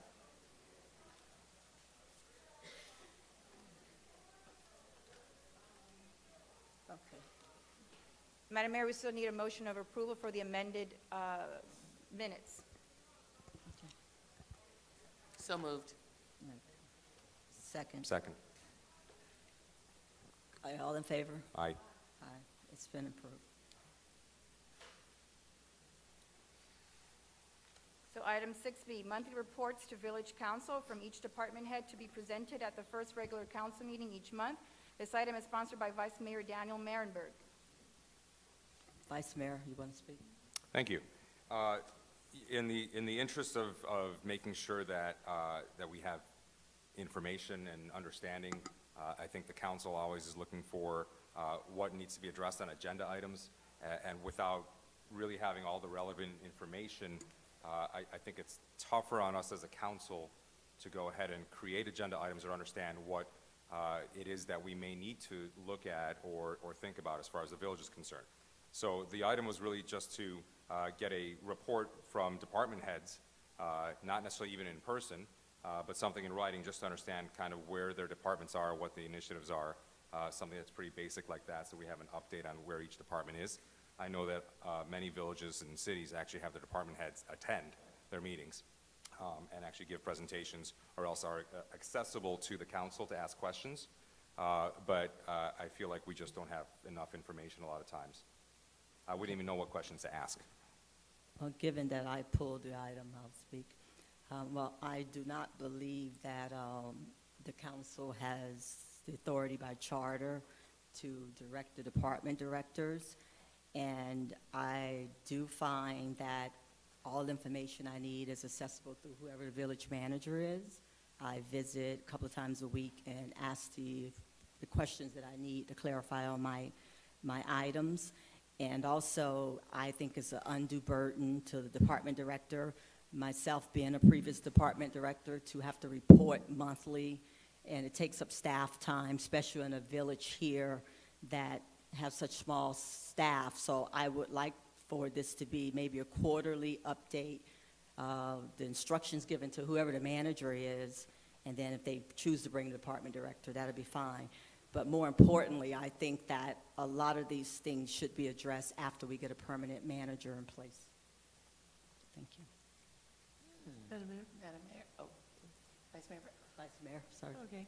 The council member. I'd like to put a little personality into this issue because I agree with what Mayor Harris said. First of all, I'm concerned of its conflict with the charter. But secondly, if we could just fly over that for a second and think about how we want to look to the people we want to appeal to be the village manager. We have a village manager form of government, and we have the department heads, and the department heads answer to the manager. And in the interest of putting a little personality into it, we have a library director, Michelle Brown. We have Scott Davis and Chris Miranda at Public Works. We have Angela Dorney at Recreation. We have Holly Hogdahl, who's our award-winning finance director. We have Travis Kendall, Planning and Zoning. We have Kevin Leisted for Police Chief, soon to need to be appointed. We need a new police chief who will normally be appointed by the village manager. In other words, the village manager would fill that department head position. We have Ishmael Naranjo, who's the building department director, and Laz Raymond, who's the code enforcement officer. Each one of these, I'd also like to point out, each one of these has their specific responsibility, but several of them have evening boards that they have to attend to because they're responsible. Mr. Kendall is responsible for planning and zoning board meetings, historic preservation meetings, and sustainability and resiliency board meetings. So these are all the things that, as I think of this small family of people that put together this excellent staff, I want to respect them and understand their other responsibilities as well. So those were my 2 points. One is we are a village manager form of government, and secondly, we need to make sure we're careful with our staff. And as to we're just on 6B, so I'll stop there. Go ahead. Yeah, thank you, Madam Mayor. To this point, I don't think I agree with monthly reports from each department head. Having said that, having experience as a short-time manager and having worked in government, what I have seen across the board in various municipalities is that the manager will provide a report at the top of the council meeting or whenever it's appropriate in the agenda as to what projects are going on in that particular municipality in order to keep us abreast of what's happening so that we're not caught behind the 8 ball when an issue comes up and we're not aware. At least it keeps us abreast of what's happening. It could be once a month, whatever the council desires, but in this particular government that we have, I think that might be advantageous and beneficial to the council so that we are kept abreast of the projects going on in order that we are able to address them when they come up from our residents. We know, at least how to address it. That would be a suggestion that I would ask the council to consider. Madam Mayor, I fully and completely understand the spirit of this agenda item, but I'd have to say that I feel that our most important issue right now is finding a manager. I'd really like for you to consider tabling this until we find a manager. And if I may, when we give instructions to the manager, which that's what our charter provides, there's often times when a department director, like Mr. Kendall, gave a presentation, and given who our next manager is, who may not be the jack of all trades that Tom has been, we probably will see more department directors reporting because they have the subject matter expertise that the manager might not have. But so I don't think it's a bad idea. I think it's really good and it's really important. I just think that we're moving too quick not to have a permanent village manager right now. Madam Mayor? Yeah, Yes, thank you. Mayor. So, I think I'm not necessarily hung up on where the information comes from. I just think it's important that we have the information. And so if it comes from the village manager who gets it from his department heads, that's fine. I don't know that I was thinking of anything that's particularly extensive or detailed, just a quick, high-level type of issue on what we're working on a once-a-month basis, or whether it be quarterly as we might decide. So, I don't think it's intended to be something that's going to be all that necessarily time-consuming, to just give us a quick update and summary of what's happening for the council. And if that's from the village manager, I think that's great. However, as we are transitioning, and I'm going to be moving to take a couple other items off the agenda, which we'll get to 9D and 9E in particular, to take them off the agenda while we are in the process of transitioning management anyways. So I don't mind revisiting this at a later point once we've got the permanent manager in place and talking with the permanent manager at that time. But I do want the council to keep in mind that I will be bringing this back, because I do think it's important for us to make sure we've got the information in front of us, so that we're informed and can continue to be informed and proactive on our agenda items and our understanding of what's happening. So with that, I'll move to table it. Oh, sorry. Oh, I'm sorry. I wanted to say thank you for considering that, and I also want to add,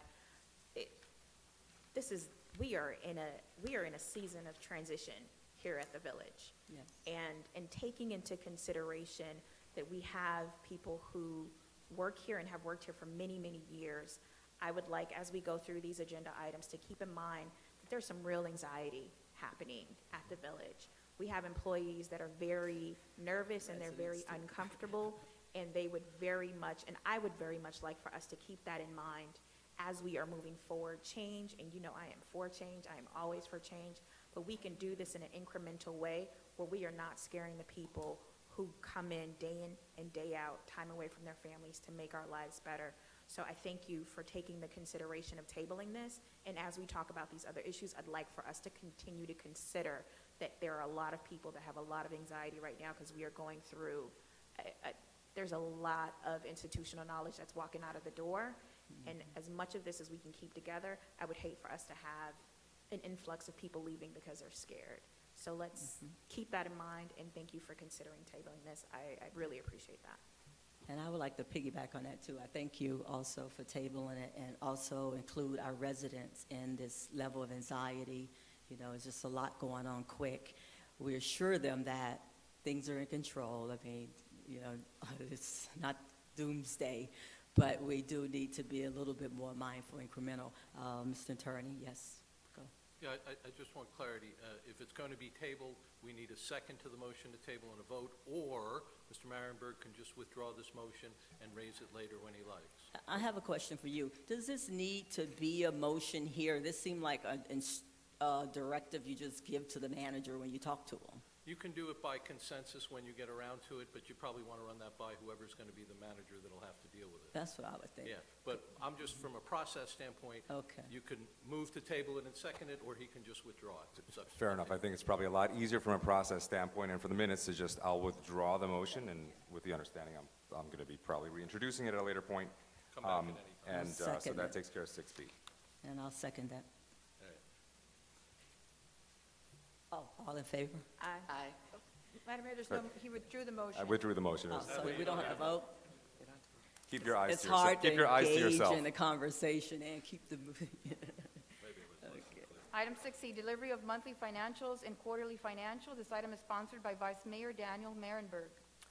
So again, this is in the interest of transparency and understanding. I don't know if I've ever seen any financial reports. The only thing I've ever seen publicly is the budget. I think it's important that we get a good understanding of really kind of how each of our departments is doing financially on a more revenue and expense breakdown, a little bit more detail than we get out of the budget. And I think it's critical for us just to understand it. I would imagine and hope that our finance department is preparing those anyways for the manager to review, so I don't think that that'll be an increased burden on anybody. And it's just handing over the reports to us or asking the manager to provide them to us through records requests, but I guess the question is more, are these even being prepared or not? I guess, Mr. Benton, do we have financials that are being prepared? I look at them every month. That's my job. I take care of all that. I look at all the numbers. I check the bank recs every month, and I go through all that. I sit down with our finance director, and I do that as the manager. So if we put through a request for those documents, we can just get those documents from you? Yes, sir. Okay. And so I think I'll probably do that one time. Let's see the level of it and see if we want to change the reports or not and the like. But I think we can probably withdraw this one as well. Okay, thank you. 6B has been withdrawn, Clerk, Madam Clerk. So noted. Item 7A, an ordinance of the Village Council of Miami Shores Village, Florida, amending the Code of Ordinances, Chapter 6, Buildings and Building Regulations, Section 6-10.c, to update the definition of substantial improvement, providing for conflicts, codification, severability, and an effective date. Staff on this item is the Planning and Zoning Director. Madam Mayor, we do have an e-comment. This is a public hearing, so if you would like to open the floor first, to anybody who's here in person who'd like to provide in-person comments. Thank you for the instructions, Madam Clerk. Any public comment on 7A? Yes, Jonathan Jerome, 1291 Northeast 94th. In reading this and in trying to make changes at my house, being in the 50% flood zone, I had learned very quickly that it's very difficult to get things done, especially when some of the improvements are necessary as we take up a chunk of that 50% budget, like a new roof, things like that, which need to be done, especially in advance of hurricane season. You can see that part of the roof. But so I recognize that there's a lot that is behind this, federal law, things like that. But the idea of either reducing or taking away that year waiting period in between projects, I am all in favor of, just to make it easier for us to get things done and improve our houses and want to be here longer. Without it, as my kids get bigger and we need more space, we would be forced to sell it and move somewhere else. And we don't want that to happen. So, thank you. Thank you, sir. Any other public comments? Mr. Travis? Thank you. Madam Mayor, I do have an e-comment. Give me just a moment here, I just lost it. Anonymous speaker, this is a good start. The treatment of the FEMA 50% rule by this village is backwards and harmful, causing blight to the neighborhood. It is time to move the village into 2021. This concludes public comments. Hi, good evening, Travis Kendall, Planning and Zoning.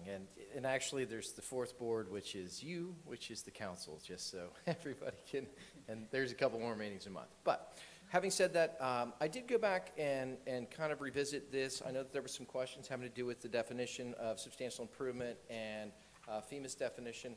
I did include for you all on your handout here, specifically the substantial damage desk reference. It is abbreviated. It's significantly longer than this.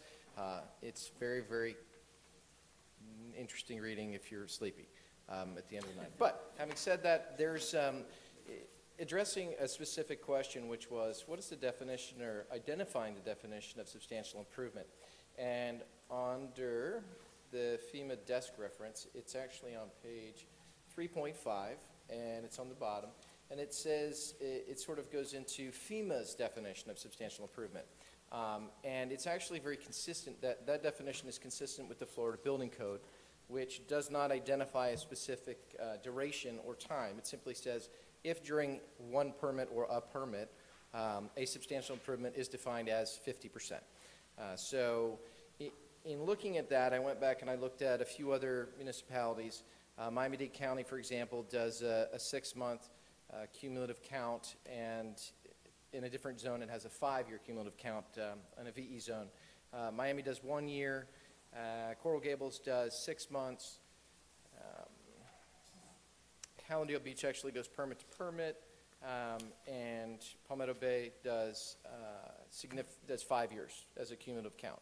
We currently do a year, and the recommendation here is to go to a period of time which is basically from one permit to the next, which is sort of, I guess, on the low end of the calculation, but it's not prohibited by FEMA in their requirements, and you know, at least for us, it does actually bring up two important points. One, unlike the staff required time for calculation and tracking for every home and every permit for 6 months, which is substantial, having to do with the areas within question, it gives a definitive start and a definitive end to when the calculation starts. So it does, in theory, and I respectfully will say, potentially create more permits being required for the homeowner, but it doesn't necessarily mean that it's fewer permits per se in the overall project that they were doing. Could they have gotten a master permit before? Yes. Could it have encompassed 7 different areas of permitting? Yes. But as far as the specific permit itself, if you do one at a time, it gives an advantage to the homeowner to not run up against the 50%. The second thing, which is really important, is, for example, and a lot of times I don't think people have considered this, is when you do a substantial an improvement on your home, and I'm just going to use round numbers. If you spend $50,000 on your home that's worth $100,000, that's 50%. But let's say you replace your roof and it's 35 or 40%. Under our current calculation, you don't trigger substantial improvement, which is fantastic, and you can do what you want to do. But let's say the hurricane season hits us, and now your roof gets taken off. Even though you were below, you have to repair your home now. So if your roof then replaced, the replacement value of that structure is $25,000, you now have triggered the FEMA requirement, and all of the improvements that you did previously are considered a substantial improvement, and you have to elevate or raise the house. So in shortening the period of time, you also reduce the potential liability for people who have done construction who are below the threshold, but potentially could be affected by a natural disaster or a storm, which would create unintended consequences, I think, on the homeowners or the village. So again, there's a lot of moving parts to this, but staff, again, is making the recommendation of approval based on this. However, you know, again, we're here to hear discussions, and I'm happy to answer any questions specifically about it, even though it's a little confusing. But Yeah, you don't seem as confident as the last time about this, so. no, it's, Of this umbrella permit, that's not the word you use, but that's the way, master permit. right, that's still available. Yes. That won't go away with this, No. it's just, okay. There's 2 ways to apply for permits. There's an individual permit or a master permit, which encompasses multiple permits underneath it. And regardless of whether you do a master permit process or an individual permit process, substantial improvement applies to both. You could do a bathroom improvement that would be 50% of the value of the structure in theory. So, May I? Yes, sir. That'd be a nice bathroom, by the way. So Mr. Kendall and I spoke after the last meeting and reading on the ordinance, and I had some questions about it, especially there were some provisions online I saw in FEMA language that talked about, gave me concern on a permit-to-permit basis, but we talked through, and I think we're on the same interpretation of how that works. So are you saying now if you have multiple permits open, that you'll count them, all the open permits that are at any one particular time? Well, because you can have, obviously, you can open more than one permit, and each one will be less than 50%, but they're all open at the same time. How is that going to be treated? Again, whatever the cumulative total under a permit is, whether it be a master or individual, it will be calculated for substantial improvement. And yes, you could pull a master, but everything underneath that, for the purpose of substantial improvement, will be added to get to the 50%. So, but you'll aggregate all the individual permits if they're all open at the same time in that 50%, because otherwise that's getting around the master, right? Yes. So you'll aggregate them? Yeah, they're all being calculated, that's correct. And you said that which other jurisdiction does it on a permit-by-permit basis? Hallandale Beach. Hallandale Beach, okay. And I do actually have their wording here, which I can submit in the record, so. Not interested in that. And then at the first reading of this, I had asked how we calculate fair market value for these purposes. Do we know how we calculate fair market value? Again, the building official is here. He does make the substantial evaluation determination, so I would ask that he speak specifically to that, so. Please, thank you. Okay.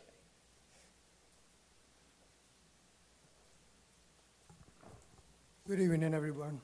My name is Ismael Naranjo. I'm the building director and the building official for the village. So back years ago, and I listened to the meeting last time online, so I'm aware of the questions that you had related to the determination of the substantial improvement and so forth. And it used to be years ago, we used to calculate the value based on what property appraiser reflected on their webpage. And at times, we added 20%, and in some cases, we even went as far as adding 30%, depending on when the property was purchased. Like, for example, if you purchase a house in February, that house would not be reassessed by property appraisal until like February of the following year.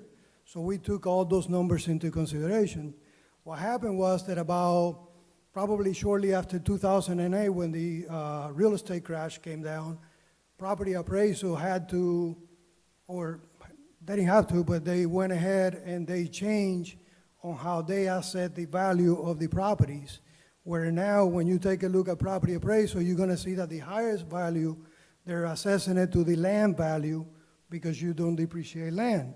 And they're using the lower number on the building side of it. So it's actually unfair for the property owner to even look at the number on the tax assessor's website. I think they find a lot more benefit by going with a private appraisal, which will give them an actual market cost associated or value associated with the building itself. Thank you. So, you know, I just to say 7A, I think, you know, our ordinance, I think, is fine. And I was just thinking if there's other ways that we can help our homeowners, because I had seen that there are jurisdictions, I think Collier County does it, where they do property appraiser plus 20% or something like that. And, you know, I would encourage you to think about whether we can help even more. Is there a way that we can, for instance, take a look at what was the sales price of the house? You know, if it's something that's more recent, because there's nothing better than the fair market value than what it actually sold for, taking that same percentage of purchase price allocated from, you know, between improvements and land at the property appraisers, but apply it to the higher price, and whether that's something that would be in a kind of a safe harbor, justifiable as far as calculating fair market value for people that have just purchased, for instance, and are looking to do improvements. But it's just something to think about. I was just curious how we do our valuation. It sounds like it's a good valuation. So we have asked the question in the past if we can do that or not. What happens is that the property, if we're gonna do it that way, we have to accept the appraisal that they obtain to be able to obtain the financing. And unfortunately, that appraisal is not acceptable because according to FEMA's regulation, the appraisal has to be intended for the substantial improvement determination, and it has to be certified to be used by the village and the individuals that are performing that evaluation. So that's why we cannot go that route. But just so you know, when somebody comes in, let's say, for example, that he wants to renovate his house. Now, as a matter of fact, we had a conversation a couple of weeks ago because he's on the process of doing so. The first thing that we're gonna take a look is, what is the scope of work that you're doing? What is the value associated with that work, right? And we're gonna take the value that the property appraisal has. And a lot of times you find out that the work is even less than that value, so we don't have to ask for the appraisal. We only ask for the appraisal in the event that we see that they're gonna benefit from it. If they don't, then we're not gonna ask for it. Okay, so what we're trying to do is minimize their financial impact, but at the same time, let the property owner achieve the maximum that they wanna have. Great, And that's thank the you. intent of it. Thank you. Thank you. I wanted to ask Mr. Kendall something. Where did he go? Oh, I didn't see you sitting there. I missed the context of the 1 year and the 5 year. Could you put that in context, please? Again, basically, different municipalities calculate the cumulative total of substantial improvement differently. Right now, actually, in our ordinance, we calculate it based upon a year. Other municipalities do it on 6 months. Some places do it on 5 years, and some places do it up to 10 years. So there's a wide range of this calculated total for the purposes of, well, there's multiple reasons why they do it. Some of them are to achieve additional points in the community rating system, and some of them do it to reduce construction and development in flood zones, to reduce or minimize or to harden the municipality, eventually forcing individual homeowners to comply with the flood regulations and elevate or the speed at which they have to elevate their homes can be increased by increasing the duration, theoretically. But it also has a much greater impact on the community and as the individual homeowners in a very short period of time, potentially sometimes as well. So it has the effect. No, because I was thinking, could we solve the same problem by using a longer period of time? No, it actually goes the other way. Other It way? makes it, Okay. it makes it more challenging for the homeowners to renovate those structures. Okay, thank you for the clarification. Thank you.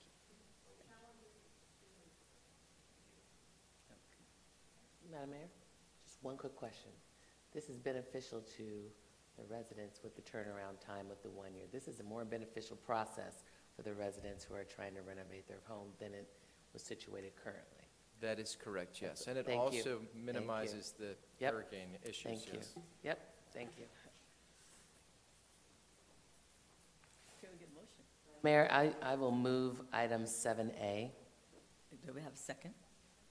Okay, all in favor? Aye. Aye. Any opposed? Thank you, Mr. Kendall. Item 8A, a resolution of the Village Council of Miami Shores Village, Florida, amending the procedures and restrictions for public comment at Village Council meetings and providing for an effective date. This item is sponsored by Councilmember Katja St. Fleur and co-sponsored by Vice Mayor Daniel Marenberg. Hi, thank you.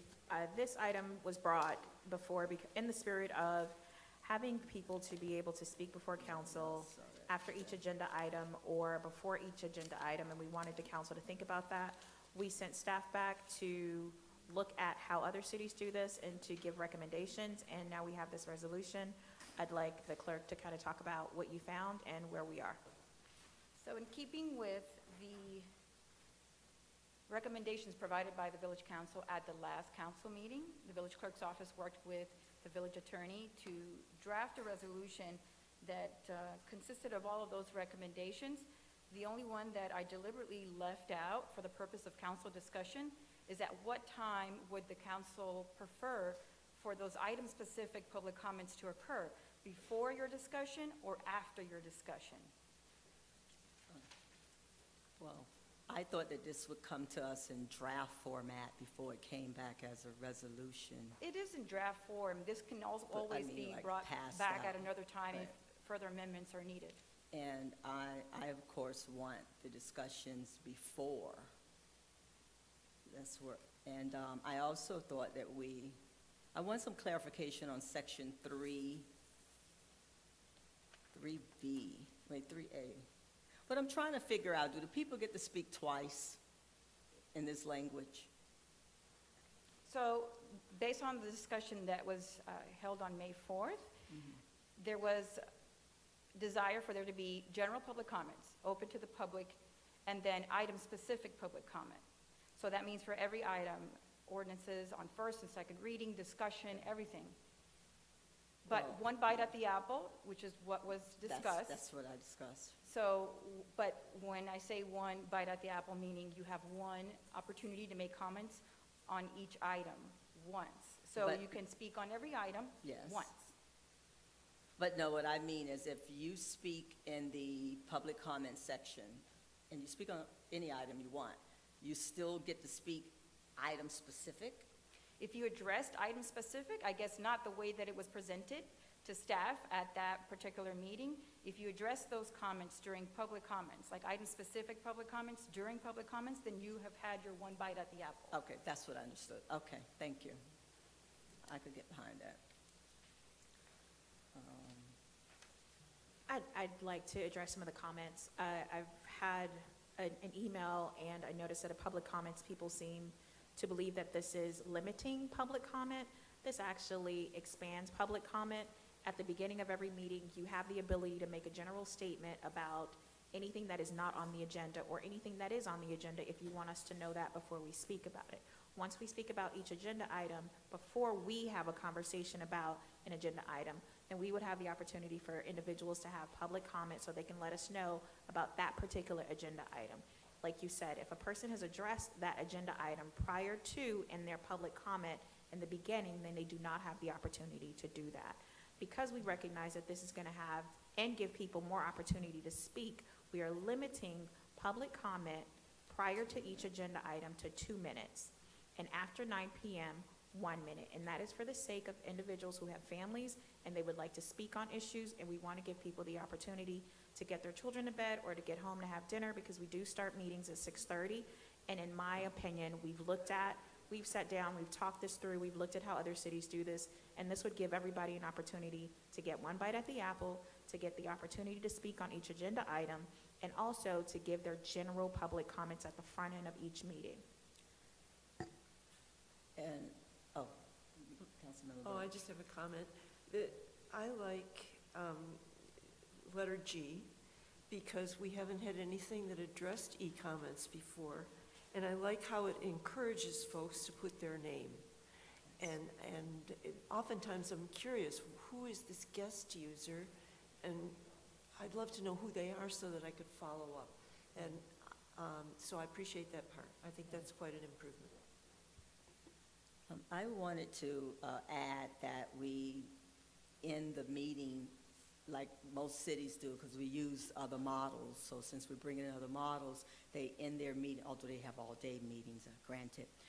They end it at the last discussed item at 10 p.m., especially because we've been getting some large agendas here. And we could stay here forever. And I do want to expand public comment. That was something I committed to on the campaign trail, and I do want to do that. But people have to follow rules, because today I couldn't get order. And so it goes both ways. It's a commitment both ways.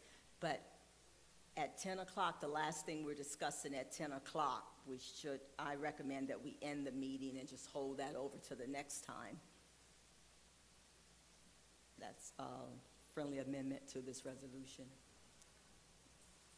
Through the chair, Mr. Attorney, with the exception, I think that would be okay if it's a pleasure of the council, with the exception of public hearing items. So I if- agree. in- Public hearing items, you have to. I adopt, agree with yeah. that, yes, without a doubt. I haven't wrote that here, yes. Madam Mayor? And what about budget? Do budgets go along here too? Budget's a public hearing. Yeah, that'd be exception too. Now, we have a budget workshop where it's a completely different thing. Okay, so they you'll don't see go when we all get to night, it. like, okay. Yeah. All right, thank you. Vice Mayor? Thank you. Yeah, I'm not thrilled with just arbitrarily cutting off meetings at 10, per se. I mean, I think we can all decide with the importance of the items on the agenda, and I think at some point just start tabling things, like we're doing tonight as well. I don't feel strongly about it, but I would just, if we do put that in the resolution, are we able to, by vote, change it for the night of the meeting if we decide to go longer than 10 p.m.?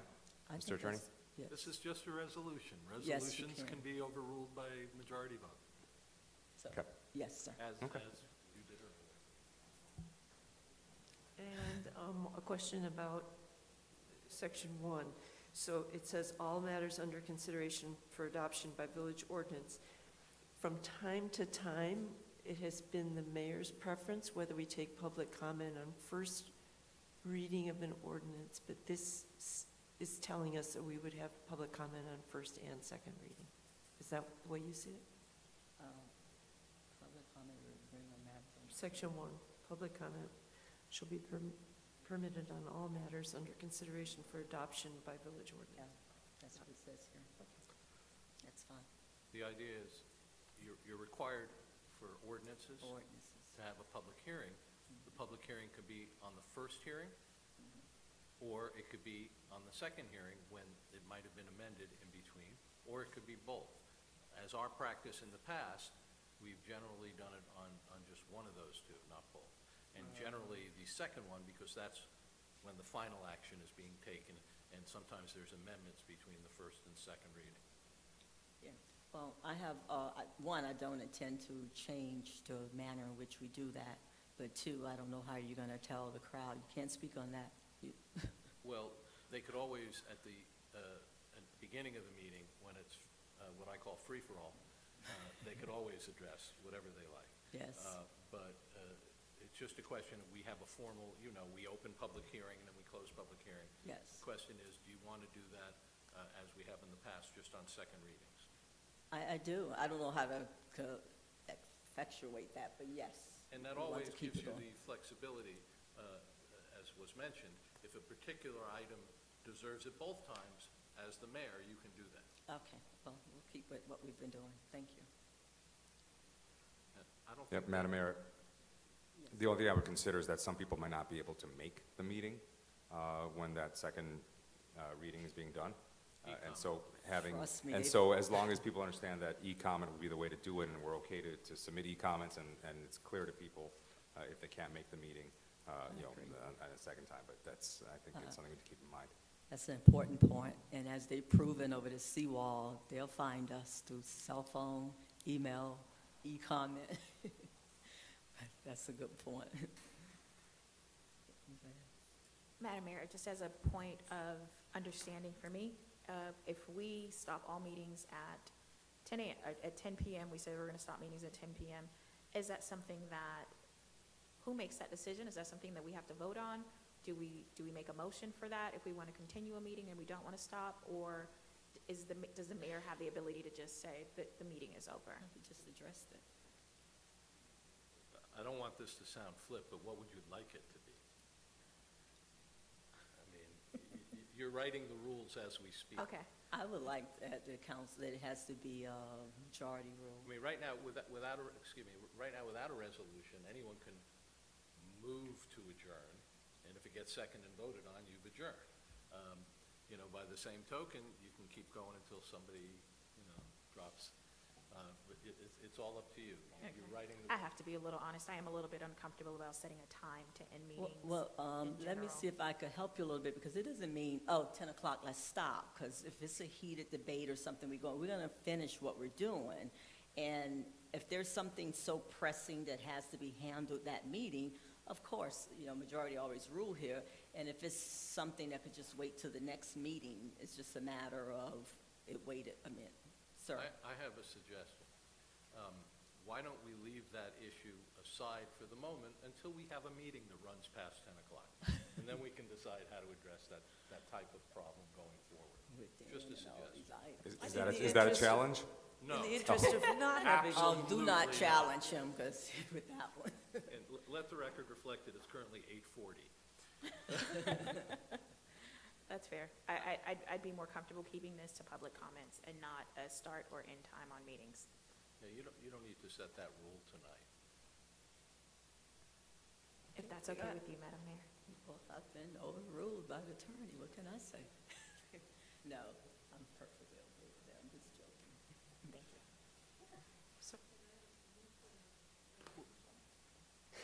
Well, could we let her recap anything that we amended?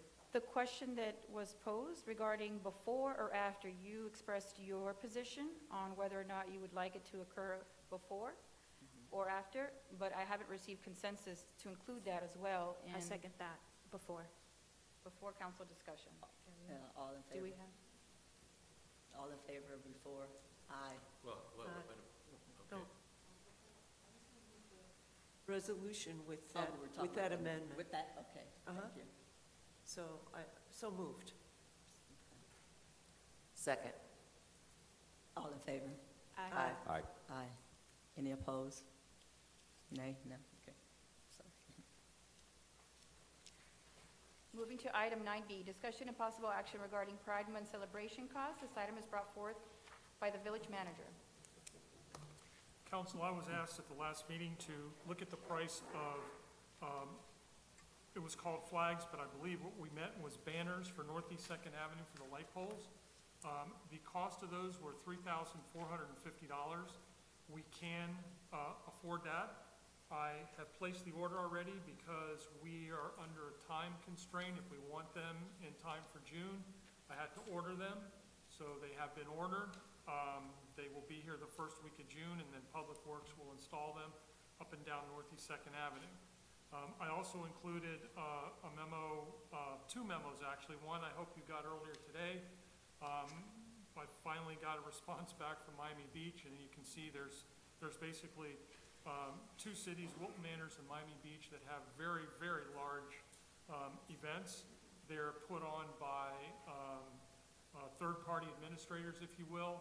The cities, those two respective cities they kick in certain costs for permit fees and cleanup, police services, and things like that.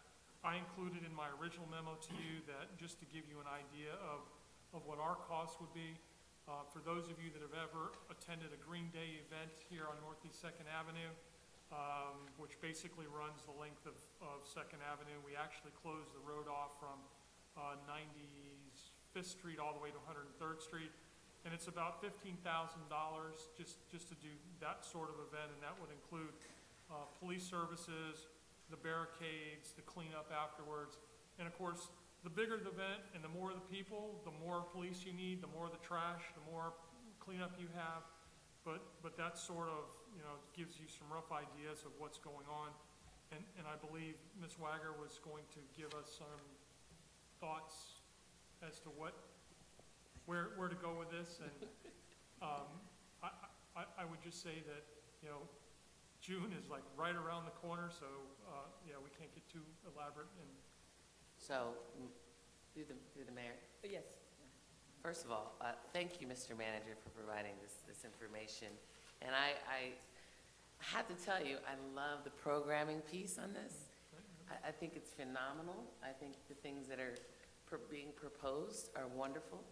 And I was really only looking for the banners and as a show of appreciation for our entire community, but just a show of appreciation. So I didn't really have an intent to have a large to-do, given the time constraints. So, but I appreciate you looking into it. I really, really do.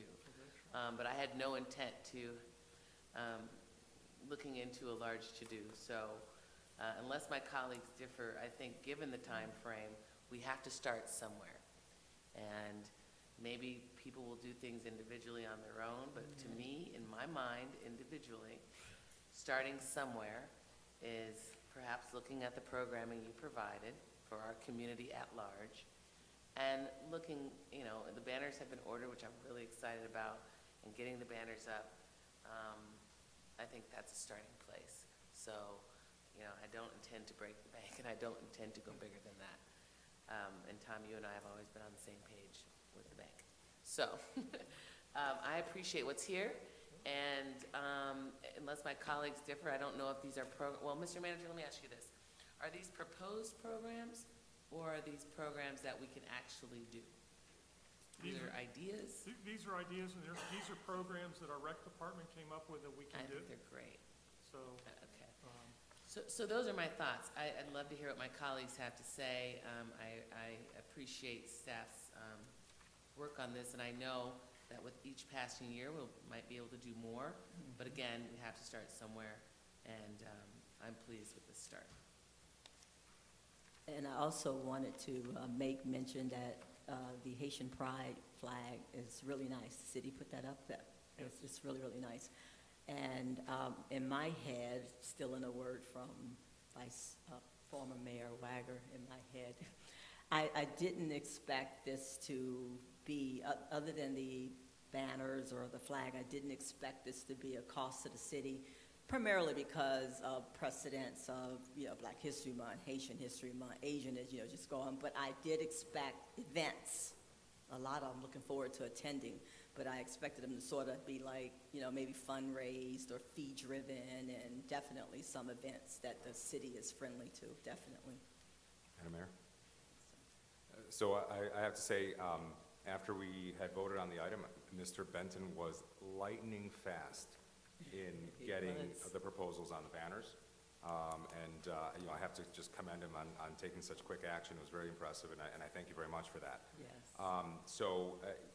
To same point, I think that has been raised. I don't think anybody's looking to do any kind of a major event that's funded by the village by any stretch of the imagination. It's obviously this is coming up very soon, and there's definitely not time to really plan for it as a village. I think the programming, and I want to commend the Recreation Advisory Board for the work that they've done on proposing these very creative programs, which I think that we can take a look at and maybe engage with them on. Yes, please. If I may, it was the Recreation Department, not the Advisory Sorry, Board. Recreation Department. I think Rec Advisory Board had sent an email as well on that, on some of these programs. But all the rec people, I think a great job in thinking through it. And I think, from what I've heard, there are some individual groups that are trying to plan their own kind of festivities, so we'll let that happen. Thank you. Thank you.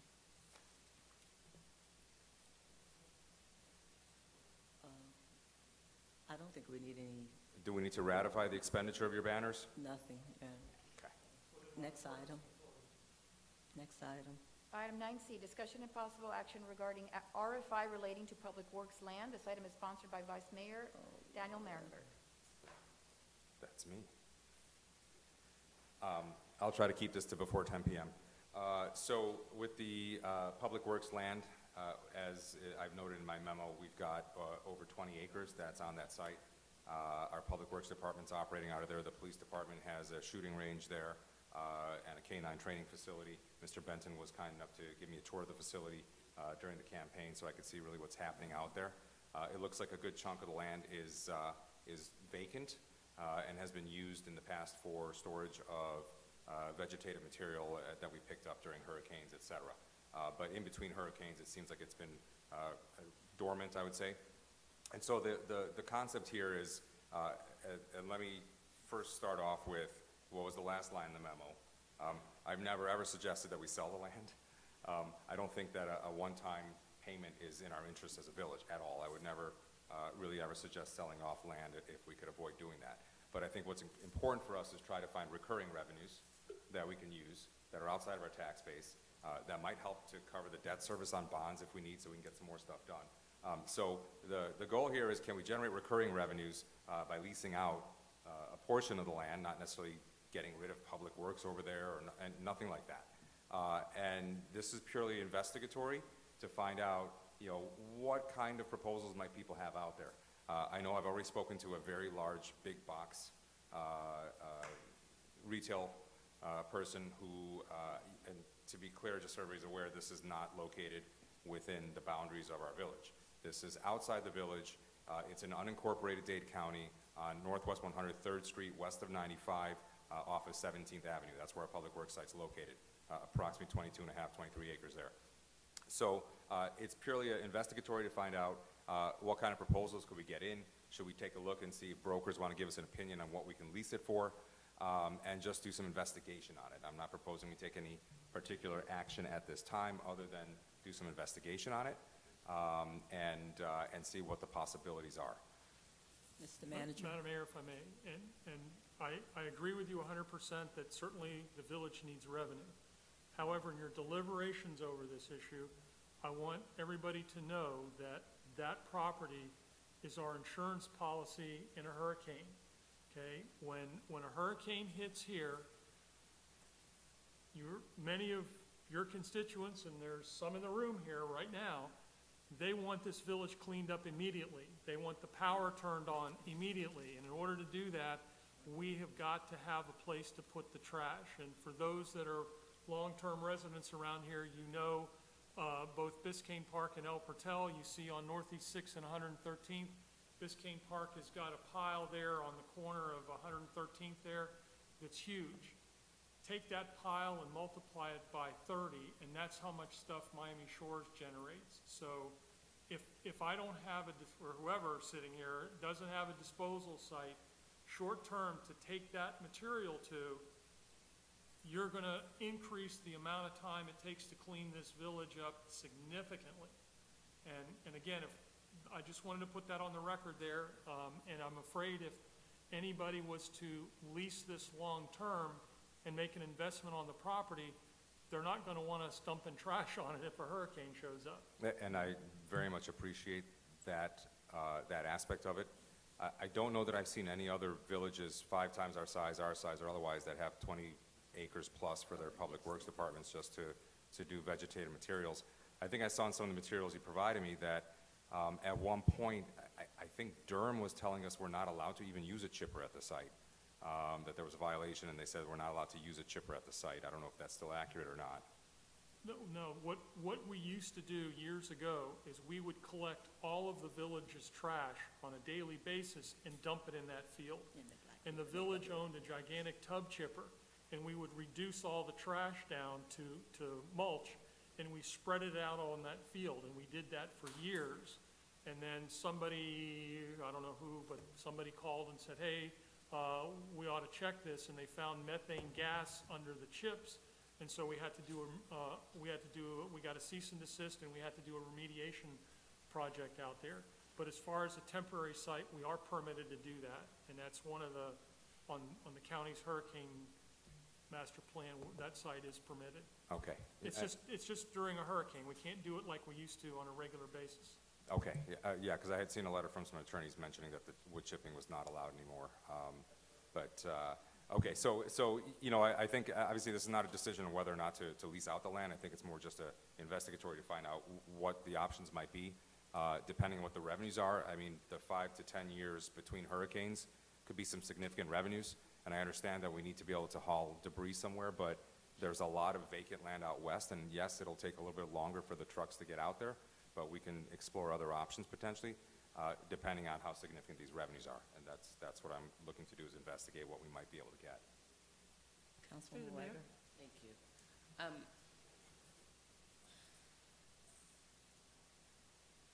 I'd like to see attached to this item or prior to a breakdown from Public Works. What's there? What are we using it for?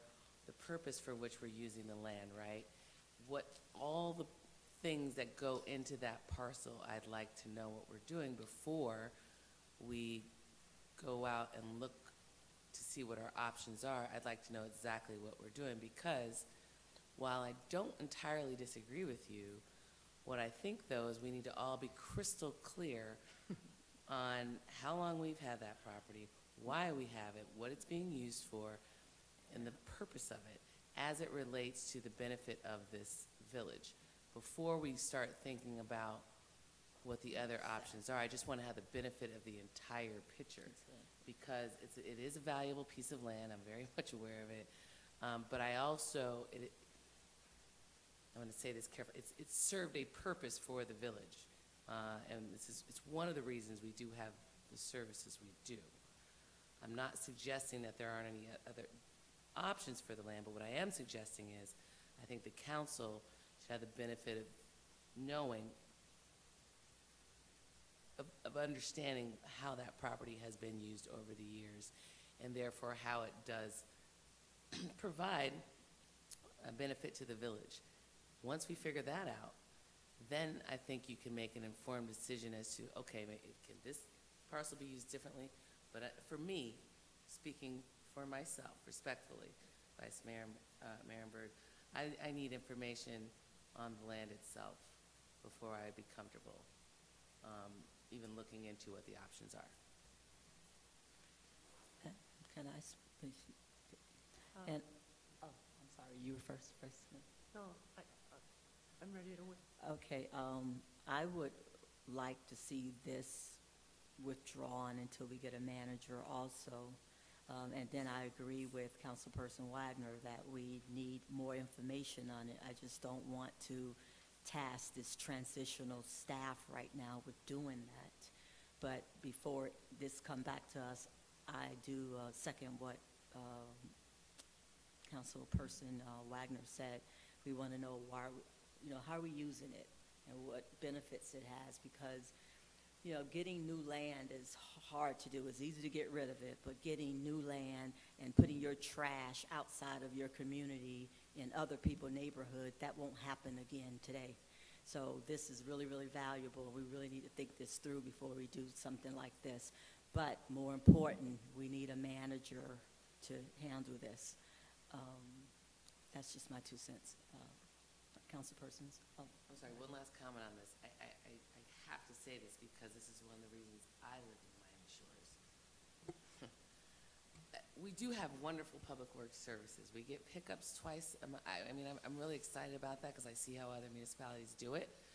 So I don't want to diminish what they're doing for our community, and I want to make sure that when there's a hurricane, because I've seen the fallout from that, I want to make sure that our residents, for the taxes that we pay and for the community that we have, are getting the benefit of the pickup as quickly. That concerns me a little bit because we have a lot of foliage. It has to have somewhere to go. So I'm just going to put that on the record that it's concerning, and there is a value benefit to getting that debris somewhere quickly. So I just want to put that on the record.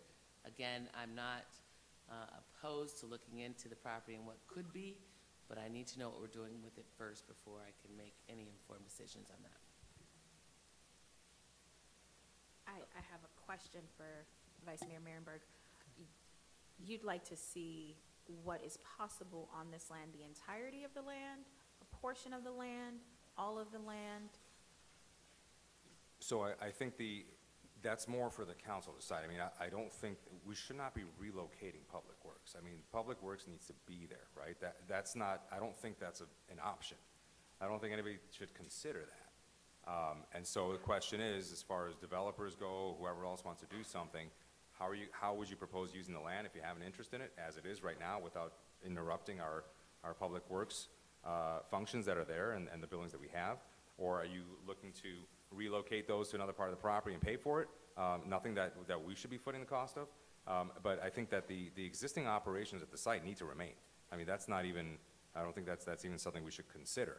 And that should, when we look to prepare an RFI, if we decide to do that, that'll be some of the conditions of the request for information is, what would you do with the site, understanding that this Public Works is here, here's these buildings, here's what's happening on the site, and you can't impact that. So that's kind of the thought on it. I definitely think that it's worth exploring. I think that it's worth taking into account, however, that it serves a purpose right now. And a lot of times, because we're not using it at the moment, we may think, oh, it's 10 years in between, right? Until there's a hurricane. Until we have a storm and we need it cleared up and you can't get your lights on and you can't get everything in your refrigerator is going bad, and then the pressure comes. And a lot of times we say we want things and we don't know what it costs yet. So I do agree that we have to assess what it's going to cost us as residents. And I have to, again, I thought this was a great idea. I've heard you talk about this before. I have to reiterate, and I second the mayor's sentiments in that the very most important thing that we have to do right now is find a village manager. And I agree with that, right? I think this is for purpose of starting a discussion. This is a long-term item, to be clear, right? This is not something, and this is on, respectfully, Madam Mayor, this is not something to be withdrawn. This is not really even a motion, it's just a discussion, right? It's discussion, possible action, and this is more for the purpose of discussion, to discuss what might be out there, what we maybe could start taking a look at, what might be the process that we want to take a look at it, and I'm always in favor of getting more information. So, as Councilperson Wagner said, absolutely we need more information.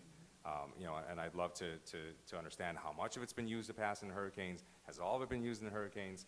And we've got some reports, and there's some environmental issues on the site from the documentation I've been given. I mean, that also affects what can possibly be done. So we've got monitoring wells on the site. There were high arsenic concentrations, high methane concentrations over the past, and we continue to have to report twice a year to DERM on this. Which itself is an issue. So that may make the whole site unusable entirely. We don't know. But this is purely a start of a discussion. I just wanted to raise it as something for us to think about and to think about moving forward. And if the thought is that we, number one priority, of course, is getting the new permanent manager in place. And I think that anything before that, a lot of these items really don't make sense until you get a permanent manager in place. But it doesn't mean we can't start our thought processes. Some of the members here only have 2 years, and we may be 6 months out on getting a permanent manager in. So, I just want us to start thinking more than anything. That's fair. And so I'm not actually making a motion on this tonight.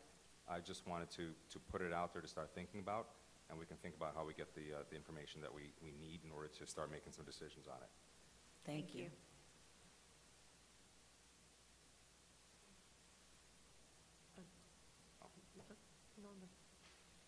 Through the chair, Mr. Vice Mayor Merenberg, is it your desire to rescind item 9D, 9E, as you mentioned earlier? Rescind for possible action. It was just a discussion item. Withdraw. Withdraw. I withdraw, rescind, and abort. 9D and 9E, correct? So, yeah, 9D and 9E, I was going to ask to withdraw these items as well. I think that, as our own fire rescue presentation showed, they had a customer feedback survey, Some people are saying, why would you ever want to do that? I mean, Miami-Dade County Fire Department just did it. And they're getting customer feedback. So I think it's an item that we should keep in mind. Yeah. Again, I think it's an item that's safe for another date for when we actually have a permanent manager in place. So I would just withdraw 9D and 9E. And following up what you said, I agree with you. The timing might not be right, but that's something definitely come back on. And I spoke with one of the strategic people over in the county's office because they did a county-wide survey. And I asked her, could she bring out Miami Shores stuff? And she said that's a possibility. I haven't gotten it yet, but surveys are expensive and they have to be done right. Because I've had a couple of failed surveys in my lifetime, and, you know, so. And it's but- not meant to be a punishment. It's not a tool to punish. I mean, I think a lot of people Oh, think no. surveys are ways to punish people. I don't. No, it's to I think gauge where it's we to are, gauge right. where you can improve and how we can help better, not to I punish people. agree. So the purpose of it's really critical as well. Yes, thank you. Anybody? Okay, thank you. Item 9F, discussion and possible action regarding recruitment process for new police chief. So I'll ask whether we want to table this one in the sake of time tonight, or whether we actually want to start discussing what this process might be, but I'd like to hear from council. I think move the only issue- table. Oh, I was gonna say, if I'm not mistaken, I think that's a decision that our village manager makes. So that's another one of those issues that we can't really discuss or get to until we have Fair a enough. I village hadn't even thought manager. about that, but yes. So that's a withdrawal. Yeah, we can withdraw, rescind, and abort. I'm going to stick to that. I'm going to stick to that the rest of the night. Item 9G, discussion and possible action regarding traffic calming and enforcement. This item is sponsored by Vice Mayor Daniel Marenberg. So I raised this item just in connection with Tom still being here and Mr. Benton being here, and getting, that's a support honk for you, Mr. Benton. A vote against traffic calming, yes. That's a traffic incitement and road rage vote right there, but very, very well timed, whoever did that. You know, just to make sure that we have the benefit of your institutional knowledge, given that you are leaving. And my first comment on this one is 96th Street and Northeast 4th Avenue. What the heck is going on there, right? I mean, what an intersection. You've got 6, 7 different roads. You've got shrubbery that you can't actually see past as people are pulling up. So the question is on a roundabout. I'm sure that this has been looked at by you, and you have the institutional knowledge of it. I don't know, so I'd love to hear from you. It is certainly not a roundabout. Believe it or not, it is safer than most signalized intersections when you look at the traffic accident data. People approach that. In fact, I'll tell you, back in the 1980s, Metro-Dade Traffic at the time, the Division of Traffic Maintenance, they used to send their rookie people out here as a test to look at that intersection and see what needs to be done. And the answer was, don't do anything, because everybody's so afraid going through it that they slow down and they inch and, okay, you go, you go, you go. And so over the years, when you look at it, because this comes up about every 3 to 5 years, this same discussion comes up. And I've looked at the data, and again, there's more accidents at 96th and 6th Avenue where there's a signalized intersection than there is there with stop signs. So And there's that's no benefit with a That's roundabout. a longer, shorter answer, but that's, So there'd be no benefit with a roundabout there, and is that even a viable option? it certainly is a viable option. However, when the county put the roundabouts in on Miami Avenue and 111th and 115th Street, the accidents started there. We didn't have any accidents before, and we do now. So unfortunately, people get in a roundabout and they don't know the navigate, etiquette, they don't know what to right. do. They don't want to yield to the other guy, and so it hasn't been the best experience up there. People are learning, though. They're learning over there on Miami Avenue. Yeah, I've seen a lot of people not yielding and just blowing through the stop sign there. I don't even know if maybe more police, we have 2 traffic cops now or so that have been appointed, so maybe some more enforcement over there, at least in the interim. Sure. Or something like that, but you know, I think just about every time I go through there, there's at least 1 to 2 people blowing through the stop sign, every single time. So I don't know if anybody else, this item kind of is bifurcated. Another item I was going to talk about here is speed bumps and that comment, but before we go there, I don't know if there's any comments on the roundabout otherwise. No, go ahead. Oh.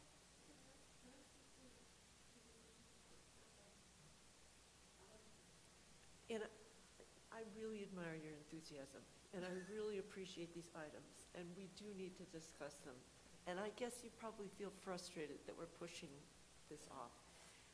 In 2016, we did the first village-wide traffic study, put the cables across every street in the village. So I would consider that to be sort of baseline reading for this, and maybe you saw it online, because it is online, so I don't know if anybody has read it or not.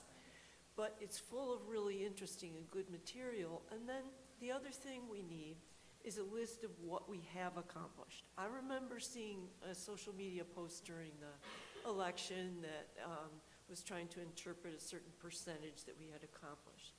I'd also like to point out that, and Councilwoman Wagner, I'm sure will back me up on this, that we thought we had some traffic calming money coming our way, and it was promised to us from the dais. You know, we thought that was coming. And when we did not get that money and had not budgeted for it because we thought it was coming, and then we had the pandemic, we are not as far along in our traffic calming initiatives that we would like to be. And I wanted to have a chance to personally explain that history to you, because I know why you're gung-ho, and if I had just gone door to door like you did, I know what I would have heard, because I heard it then.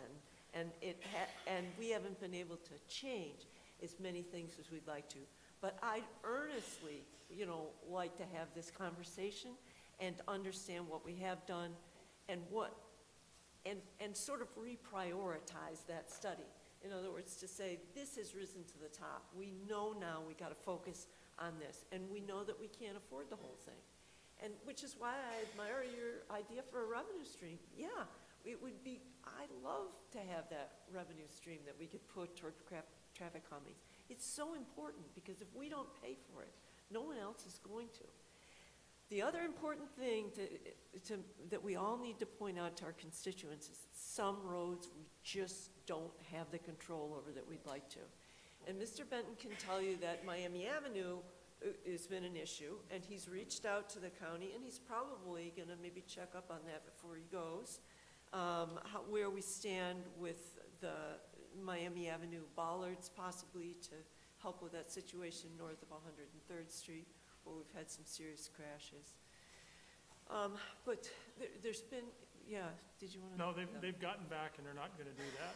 Okay, so they're not going to do anything. They've done everything they're going to do. They repainted the road, and unfortunately, they took our sign down because they said our sign wasn't to code that we had directing people from the right lane into the left lane there. So And that was FDOT or county? that was the county. It's at a county 105th and Thought Miami they said Avenue. the third, okay. Yeah. So, No. yeah, I completely understand, yeah, and it's not about knocking on doors, it's also about what we need, right? It's about what the community needs. Been trying to be safer. It's not about, anything that whether campaign or not, I think it's our responsibility to try and take care of what's a significant problem.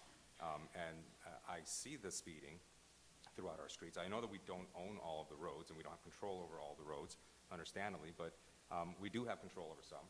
And we do need some speed bumps in some areas. My understanding is that we have maybe 15 pallets of speed bumps at the Public Works site that's been sitting for a few years unused. And so I also wanted to know. No, sir. So. So, I saw at the Public Works site that there were some speed bumps there, and I just didn't know if there's any history behind those. There's, one speed hump has, I don't know how many cartons or cases, whatever you want. When you see all those piled up, that's like one. They're come in sections and boxes. So we, as Ms. Birch alluded to, we have this plan. We're going down the list here. We had, I believe, 2 in stock, and we were deciding where to put those depending on, we get complaints every day about the same issue. I believe that the new manager is going to have something that I never had in all my years of working here, and that is money to spend. Okay, we're going to get as a community $4.3 million from the American Recovery Act and we're going to be able to recoup some revenue. And so the new person is going to be able to hopefully address some of these issues that we never had the money in the past to address. You know, I mean, it's just the way it is. That's just the way the card shook out. So I believe that there's going to be some opportunities to address programs like this, and I'm started the budget process already, and I've told our staff that traffic calming is going to be traffic calming and putting money into the community center is two areas that I believe that we really need to focus on, because, you know, particularly the community center, we haven't spent any appreciable money there in years. So those are just my thoughts. I have a quick question. I'm sorry, something in my throat. So what did you say about, I'm sorry, I apologize, I gotta repeat this. There were pallets of speed bumps? Yeah, it What appeared. was the answer? The answer is that there's only maybe 2 in stock that we have that haven't been deployed. As a matter of fact, those are getting ready to be rolled out on 111th Street. We have a series of complaints over there, and that is, in our plan, that is one of our priority areas. So we're getting ready to put one between Miami Avenue and Northeast 2nd, and then between Northwest 2nd and Miami Avenue. They're about $7,000 apiece. And for clarification, what is the process? I think I want people to hear, what's the process for acquiring a speed bump if you're on a Miami Shores road, and not county, obviously, but what's the process for acquiring those speed bumps? So we had this study done in 2016, and the total cost back then was about $1.6 million to do all of them. They laid out every street in our village, they did a volume count and a speed count, and they divided the city up into 4 areas. And in each area, they made recommendations, and based on the speeding and the volume, they came up with a priority list in every area. So what we have tried to do is, with the monies that we've had, which has been very limited, we have gone down and tried to do the top of the list in every one and give every area a little bit of service. But So Tom, that's, but I think she's asking if you have a speed hump and you want to put it on your street, what's the process? In the back of the book are the forms that you have to put to the people who are on the street, and there's a process by which it can be approved. Right, and I'm saying that, I know what the process is, it's for the benefit of the public. 'Cause I get the questions every day. Okay, yeah. so, again, from the staff perspective, this is the Bible to us. This is the manual we're following. So we're not, if somebody wants a speed hump on their block, we look on this manual and we say, look, the study has been done, the traffic has been counted, the speeds have been measured, and if the answer is no, then, and it didn't pan out, then we don't give you one.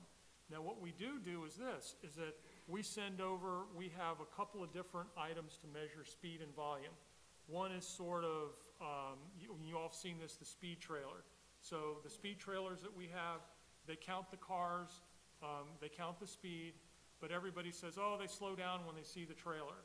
We have another item, we have another measurement tool that we can put up and you don't know it's there.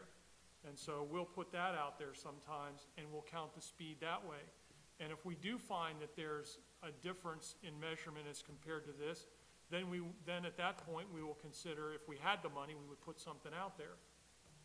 But right now, we're following this, this was approved and this was what staff was instructed to follow. So this is what we're following. So, We really need to also start ticketing residents too, because I know on my street, all the speeders live there. And as soon as you start ticketing them, it's gonna be another conversation. And I'm not trying to be, cute, but it's just really true. And, traffic studies and all that is what I've done for a living. But the police, they're not ticketing people. I'm glad they're not, because they stopped me a couple times, but they need to ticket. Just joking.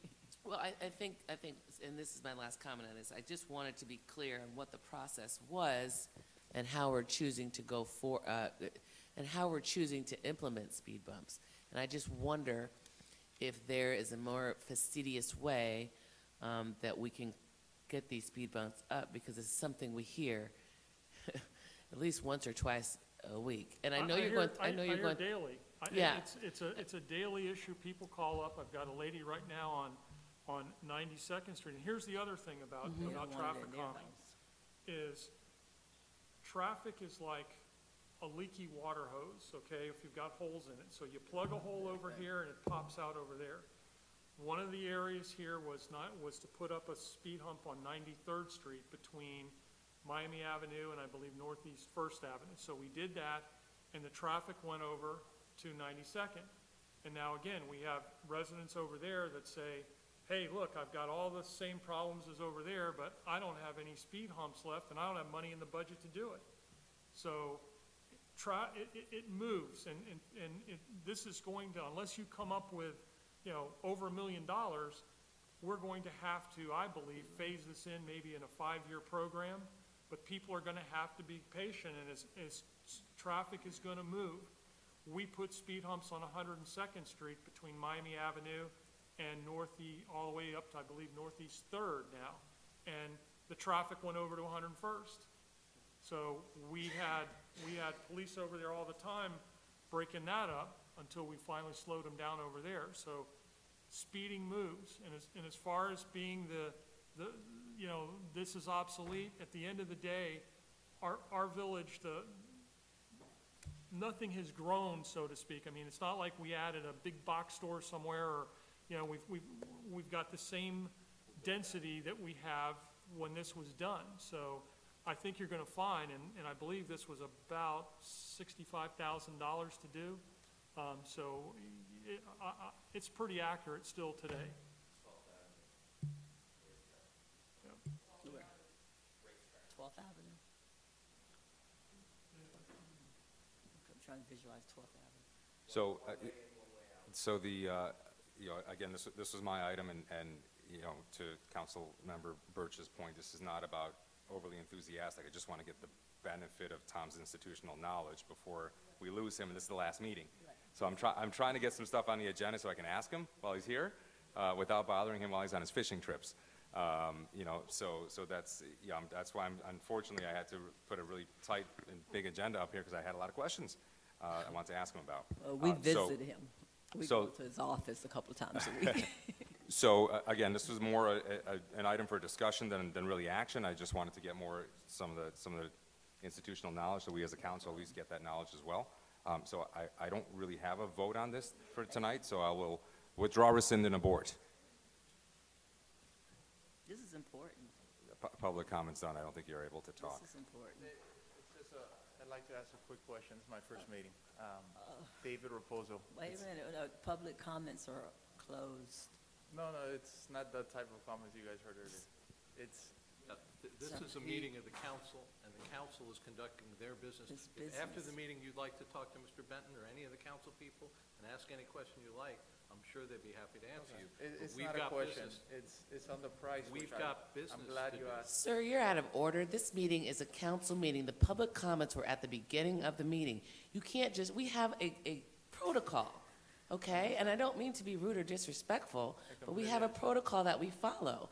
Public comment for now is at the beginning of the meeting. Okay. This is rude. So you have to respect our time. I just want you guys to consider one thing, because You're not listening, sir. You're out of order. Is the village open to private investment in the bumps? As we're modernizing the village, if the neighbors get together, I'd like you to consider it, that's all. Thank you. Item 9H, discussion and possible action regarding the approval of the aquatics facility access and use agreement with the town of Bay Harbor Islands. This item is brought forth by the village manager. Council, I put a memo in your package. As you can see here, it was Mayor Matt Glenn some years back brought forward an item to allow the residents of Bay Harbor Island to use our swimming pool facility. They were paying us an annual fee of $50,000, and plus paying the entrance fee to come into the pool. Then COVID hit. We were also rebuilding the playground area, if you will, and so the contract lapsed. The officials of Bay Harbor Island have contacted my office. They want to get back in here and do this again. They're willing to stroke us a check immediately. So I bring it to your attention to see what the pleasure of the council is, and look for direction. And I spoke with the mayor who asked me to apologize for his absence. He wanted to present to us. Yes. Any questions? No, Madam Mayor, I'd like to move the item that we, 9H, that we approve the aquatic facility access for the town of Bay Harbor Islands. It worked very well. Okay, is there a second? I'll second. Okay, all in favor? Aye. Any opposed? Thank you. Item 9I, discussion and possible action regarding preparations for a special meeting on May 20th. This item is brought forth by the village clerk. Madam Mayor, council members, Vice Mayor, I brought the item forward just for the purpose of the council engaging in brief preliminary discussions on what your goals and the intended outcome is for the May 20th meeting, so that everybody's on the same page in the interest of time, especially in the interest of limited time. So having said that, I yield the floor to the council through you, Madam Mayor. Yeah, I was going to ask the same question. This is about we now have the resumes from Correct. the interim people. So I guess we would all review them at home before we get there, and then we would do some reduction among ourselves. That's what we decided. We laid out a process, didn't we? There wasn't consensus on exactly what the process is for the May 20th meeting. Once the application deadline approached, I was directed to present those applications to you on Monday, May 17th. I closed it off at 3 p.m. to allow my office time to compile them in an organized fashion for the council, and that was that, and that to schedule a meeting for May 20th. So unless others have some value to add, we will reduce them, look at some and immediately get rid of some, and then we'll vote among ourselves. And I thought the process was the people were going to interview in front of the council. There were suggestions that were offered, but there was no consensus on how the interview process was going to take place. One important question that I received from several candidates is whether or not the interim village manager will be considered for the permanent village manager. I heard some opposing views, and so I wasn't able to answer that. Right. And I do know that some candidates will rescind their application if they're not able to be considered, if they're chosen to be interim village manager for the permanent position. They'll rescind it and then reapply for the permanent village manager position if that's decided amongst the council. That's why we shouldn't have done this. Madam Mayor? Yes, Vice Mayor. If I may, I would think maybe the next step here would be that we review the resumes we've received.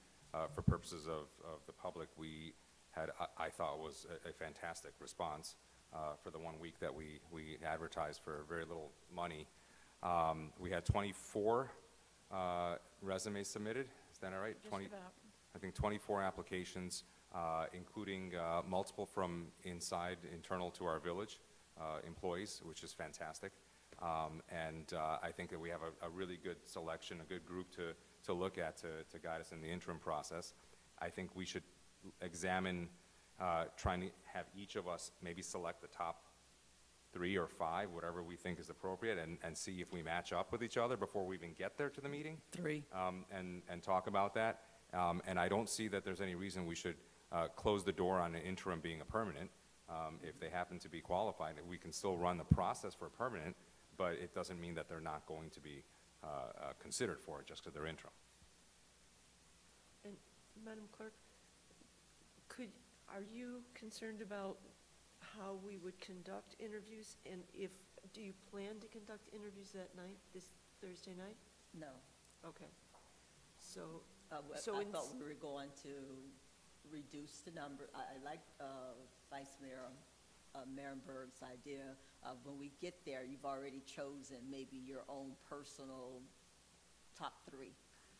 And then we'll look if there's any match, we hit gold. If not, we'll just, somehow, it's like a work meeting to reduce it. And then I was under the impression that the people will come to the next council meeting and sort of present themselves, and then we'll vote on who we select. kind of untraditional, but I have a question. Is it the council meeting or is it another special meeting?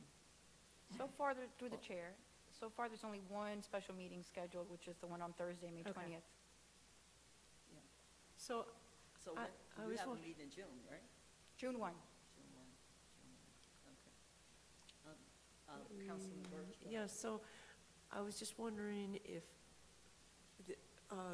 the sort of round robin format where each council person is in a different room and the finalists circulate among those rooms so that you can do individual interviews.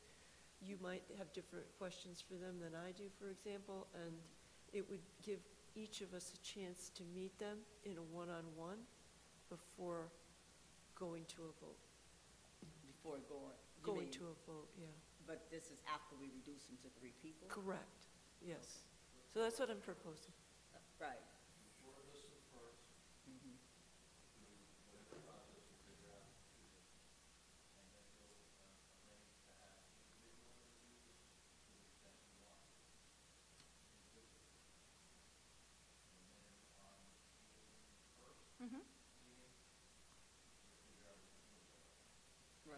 So we would need a different meeting, though, to have that. You either do it at the June 1st regular council meeting, or you do it at a special meeting. It's up to you. You mean for the interviews, the one-on-ones? Yeah. Oh, for So the interviews? that would be, I think, My suggestion would be to have staff set up the interviews in coordination with your individual schedules at Village Hall. Again, I thought you were talking about one-on-one, not at a council meeting. Okay. It is. Did I miss So how- something? No, but how does that seem to you? And when would you would listen to our schedules and set them up to be there within like a 3-hour window? We So can do people that that. go- I think considering the limited time and the limited staffing that my department has, I think, and I don't know through the chair, Mr. Attorney, if this is appropriate from the Sunshine perspective. In other municipalities that I've worked, I've seen where the council meets at Village Hall. There are individual rooms where they are situated, and there is a 15-minute window that's allowed for each candidate to meet with each respective council member, and there's staff present to help facilitate and move those individuals around to make sure that everyone's getting their fair chance. And there's a meeting that's scheduled after that to decide what the outcome of those interviews are. And that way, I'm able to schedule one meeting with all 5 of you in separate rooms and schedule a subsequent council meeting after that. I have, sorry. I have some concerns and some questions and recommendations. As of June 1st, if I'm not mistaken, we won't have a village manager. So if we're meeting on the 20th, I would highly recommend that we settle on our top 3 or 5, once we figure that out in the next couple minutes, how many people we're going to meet with, whomever the top 3 or 5 are. And I'd suggest that as soon as possible. I know that you have limited staff. I don't know if it's protocol. I don't know how we do this. If you need assistance, maybe I can assist. Maybe we can help. I'm really uncomfortable about going into June 1st without a village manager. And if we can start scheduling, if we can schedule that meeting where we have our candidates and we all individually sit and talk to them and question them so that we can make a decision as soon as possible, I think that would be the best course of action. Waiting until June 1st it's unnerving.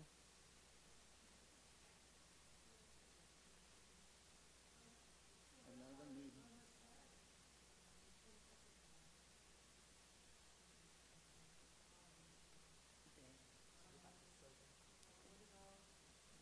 I think we have to give 48 hours, working day hours, correct?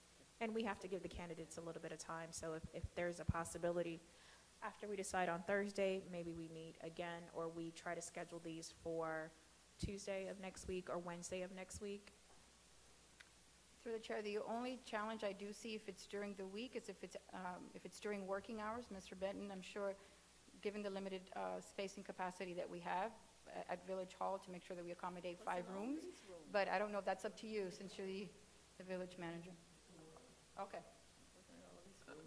So you're talking about Are during we the day? open to doing this after hours, or does it have to be during working hours? Can we agree to whatever works? Can we agree to just figuring out whatever works for people's schedule and committing to that on a given day? And let's just choose those days ahead of time, and then we'll figure out a schedule after the fact. But the sooner that she has a date to give to the candidates, the better, Correct. right? I agree with that. So I think that are we going to select 3 or 5? What's the, That's gonna be best. what's the thought? That's, and My preference would be 3. 3?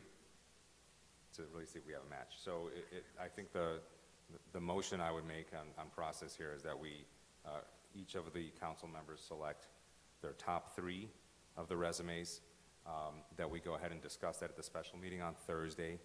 On Thursday, we provide the village clerk with our availability for the following week, as early as possible in the following week, I would say. Let's say So- Tuesday. But could we do it now? I mean, well, because I mean, Crystal can we left, is decide what on Tuesday, is what I'm asking? Can we, because I think if we make a decision on Thursday, we make the necessary calls on Friday. I want to be fair to the candidates. I'm fine on I don't know Tuesday what the their schedules 25th. are. I don't know, obviously, Councilperson Wagner's not here, but, Tuesday the 25th, if that's what we want to set, I will make myself absolutely available. We could do a tentative evening, you're talking about? Evening? I'll make myself available any time of the day, so whatever is best Okay. for Tuesday the 25th, and then I think we need to And set. then we'll figure out the time according to schedules and figure out what block of time works best for everyone. Okay. And I would also suggest that maybe after those meetings are done on Tuesday the 25th, while we're all there, we can possibly convene for the special meeting and make the decision on the 25th after we've interviewed, so that that person has at least a few days with Mr. Benton before the transition. Will that give the public the opportunity, because is that a decision that we make before the public amongst just ourselves? Because that has to be public, correct? That's another public meeting, correct? The village manager is one of the 3 people you employ. Okay. No, Okay. that we do it ourselves. to- What I'm asking is, do we have another public meeting? It When should, we make that decision, when we're discussing the top 3 and why we're choosing who we're choosing, does the public have the opportunity to chime in? Do they have the opportunity to meet the candidates? That'll be the How- special meeting this Thursday, That yeah. would be what we would be discussing after we've interviewed them on Tuesday.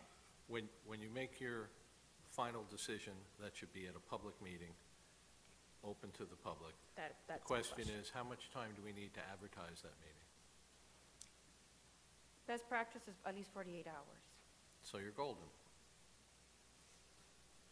Because we don't know the schedule just yet in terms of the window of time, maybe we can schedule said public meeting if time allows Wednesday, and we interview the candidates on Tuesday. Theoretically, by the end of the meeting on Thursday, day after tomorrow, you should have a good idea when you want to have your public meeting to make the final, I'm sorry. What is the suggestion as to when you're going to make the, when are you going to make the final decision? What we're suggesting is that we are choosing our dates now. Yes, We're deciding that we are going to have a meeting on Thursday, our special meeting, that's been and then we're advertised. going to interview on Tuesday, and then Maybe Wednesday. Tuesday, maybe Wednesday, actually Tuesday. We're Okay. saying that we're going to interview on Tuesday, we just haven't decided on a block of time, correct? And then make the final And decision then make the when? final decision on Wednesday. On Wednesday, I get it. Because if we don't know a block of time just yet, we can't schedule a public meeting right after we've interviewed, is what I'm thinking. Is that fair? Is that too much? Is that a lot? Because I know that we all have personal lives. I know. But if we can be clear on this now, then I think that everybody will understand what the process is, and we'll know that we're looking at these resumes, and we'll be succinct, you know? I mean, the interviews with each of the candidates will be, we said 15 minutes or so Correct. is what we're scheduling, and there's going to be narrowed down to 3, let's say, Correct. right? Right. So if we have it narrowed down to 3, that'll be 45 minutes of time, and we can rotate around same time even with candidates. But it might just be best to have the actual special meeting immediately following that while we've after we've done the interview so that we can talk about it fresh. Right, the only issue is we don't know that block of time. So in the interest of being as forward-thinking as possible, we want to schedule during a period where we know, okay, on Wednesday, we don't actually have anything scheduled. On Tuesday, we don't yet have a block of time because we want to be considerate of the candidates' time and our time. So say, for instance, the block of time is going to be from 2 to 4 or from 5 to 7, that we don't know just yet. So what is the safest assumption that we can make in terms of what's going to be the demand on our time and have a quick turnaround? So, That's what I'm thinking. If you guys think that it's okay for us to schedule it, then we're going to say that the window of time that we have for these interviews is what, from 9 to 5? And then at 6:30, we know that regardless that that's our window, unless we're making a decision on the window ahead of time. right, but I'm on a different topic, which is when to have the public meeting.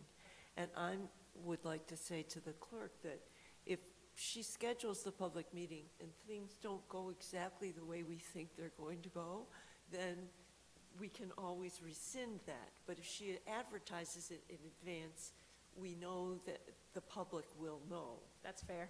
okay? Thanks. So, And then we can go with Mr., because that was my concern. We can go with Mr. Marenberg's suggestion, which is we schedule that public meeting. If things don't go as planned, then we can just change it, but we've already had the amount of time necessary to do that. Tuesday.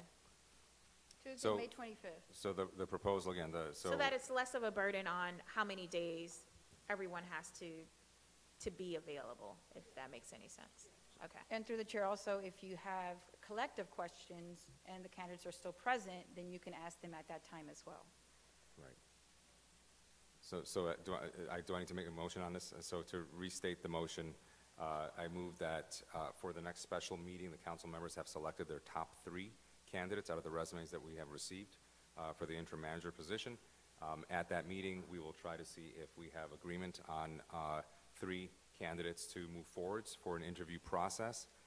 We will schedule the interviews with the candidates at a time to be determined on Tuesday, the 25th, and have a special meeting called for selection of the interim manager, let's say at 6:30 p.m. on Tuesday, the 25th. I second that motion. I Aye. think the audience is eyeing too.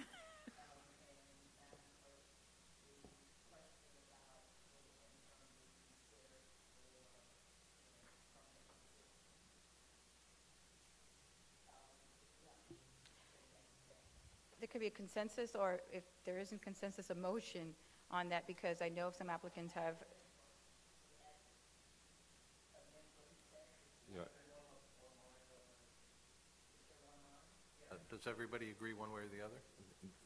So the question is, are we all agreed that just because someone's the interim manager does not foreclose them from being considered for the permanent manager position? Gives them a pretty strong leg up. That's, I'm okay with that. so I think we either amend the motion if that needs to be in the motion, otherwise just instruct the clerk that she not can, necessary, just important for me she to can update advise the candidates. them that this is not, just because you apply for the interview, you're not being foreclosed out of the permanent manager position. Okay. So noted. Madam Mayor? Yeah, I cannot be here on the 25th. I could attend if necessary by video or telephone, or I can send a replacement person, whatever's the preference. I don't see a major role for me to play at that meeting anyway.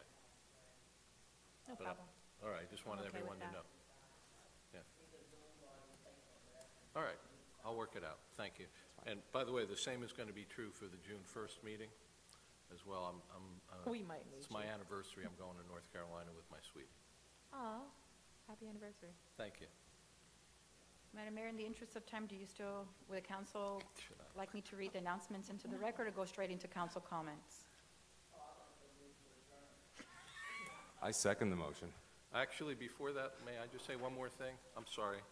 I want to thank the clerk and the Public Works Department and the AV team for turning this room Yes. 100% from a horrible place to have a Wait, meeting wave, to a wave, good place to have a We're meeting. waving. Good job, guys. We're waving. Whoever worked on the AC Perfect. gets a gold star. We're waving. And very quickly, I would like to, I didn't want to disrupt the program, but I do want to thank Mr. Benton, again, not just for your service, but how quickly you moved on getting that banner. You have absolutely no idea how many people have reached out, have texted me the picture of that banner, have shown videos of that banner. My dad drove by, stopped in his taxi cab from across the street and took a picture. So you moving as quickly as you did is very appreciated, and it has made an entire community feel seen, so thank you.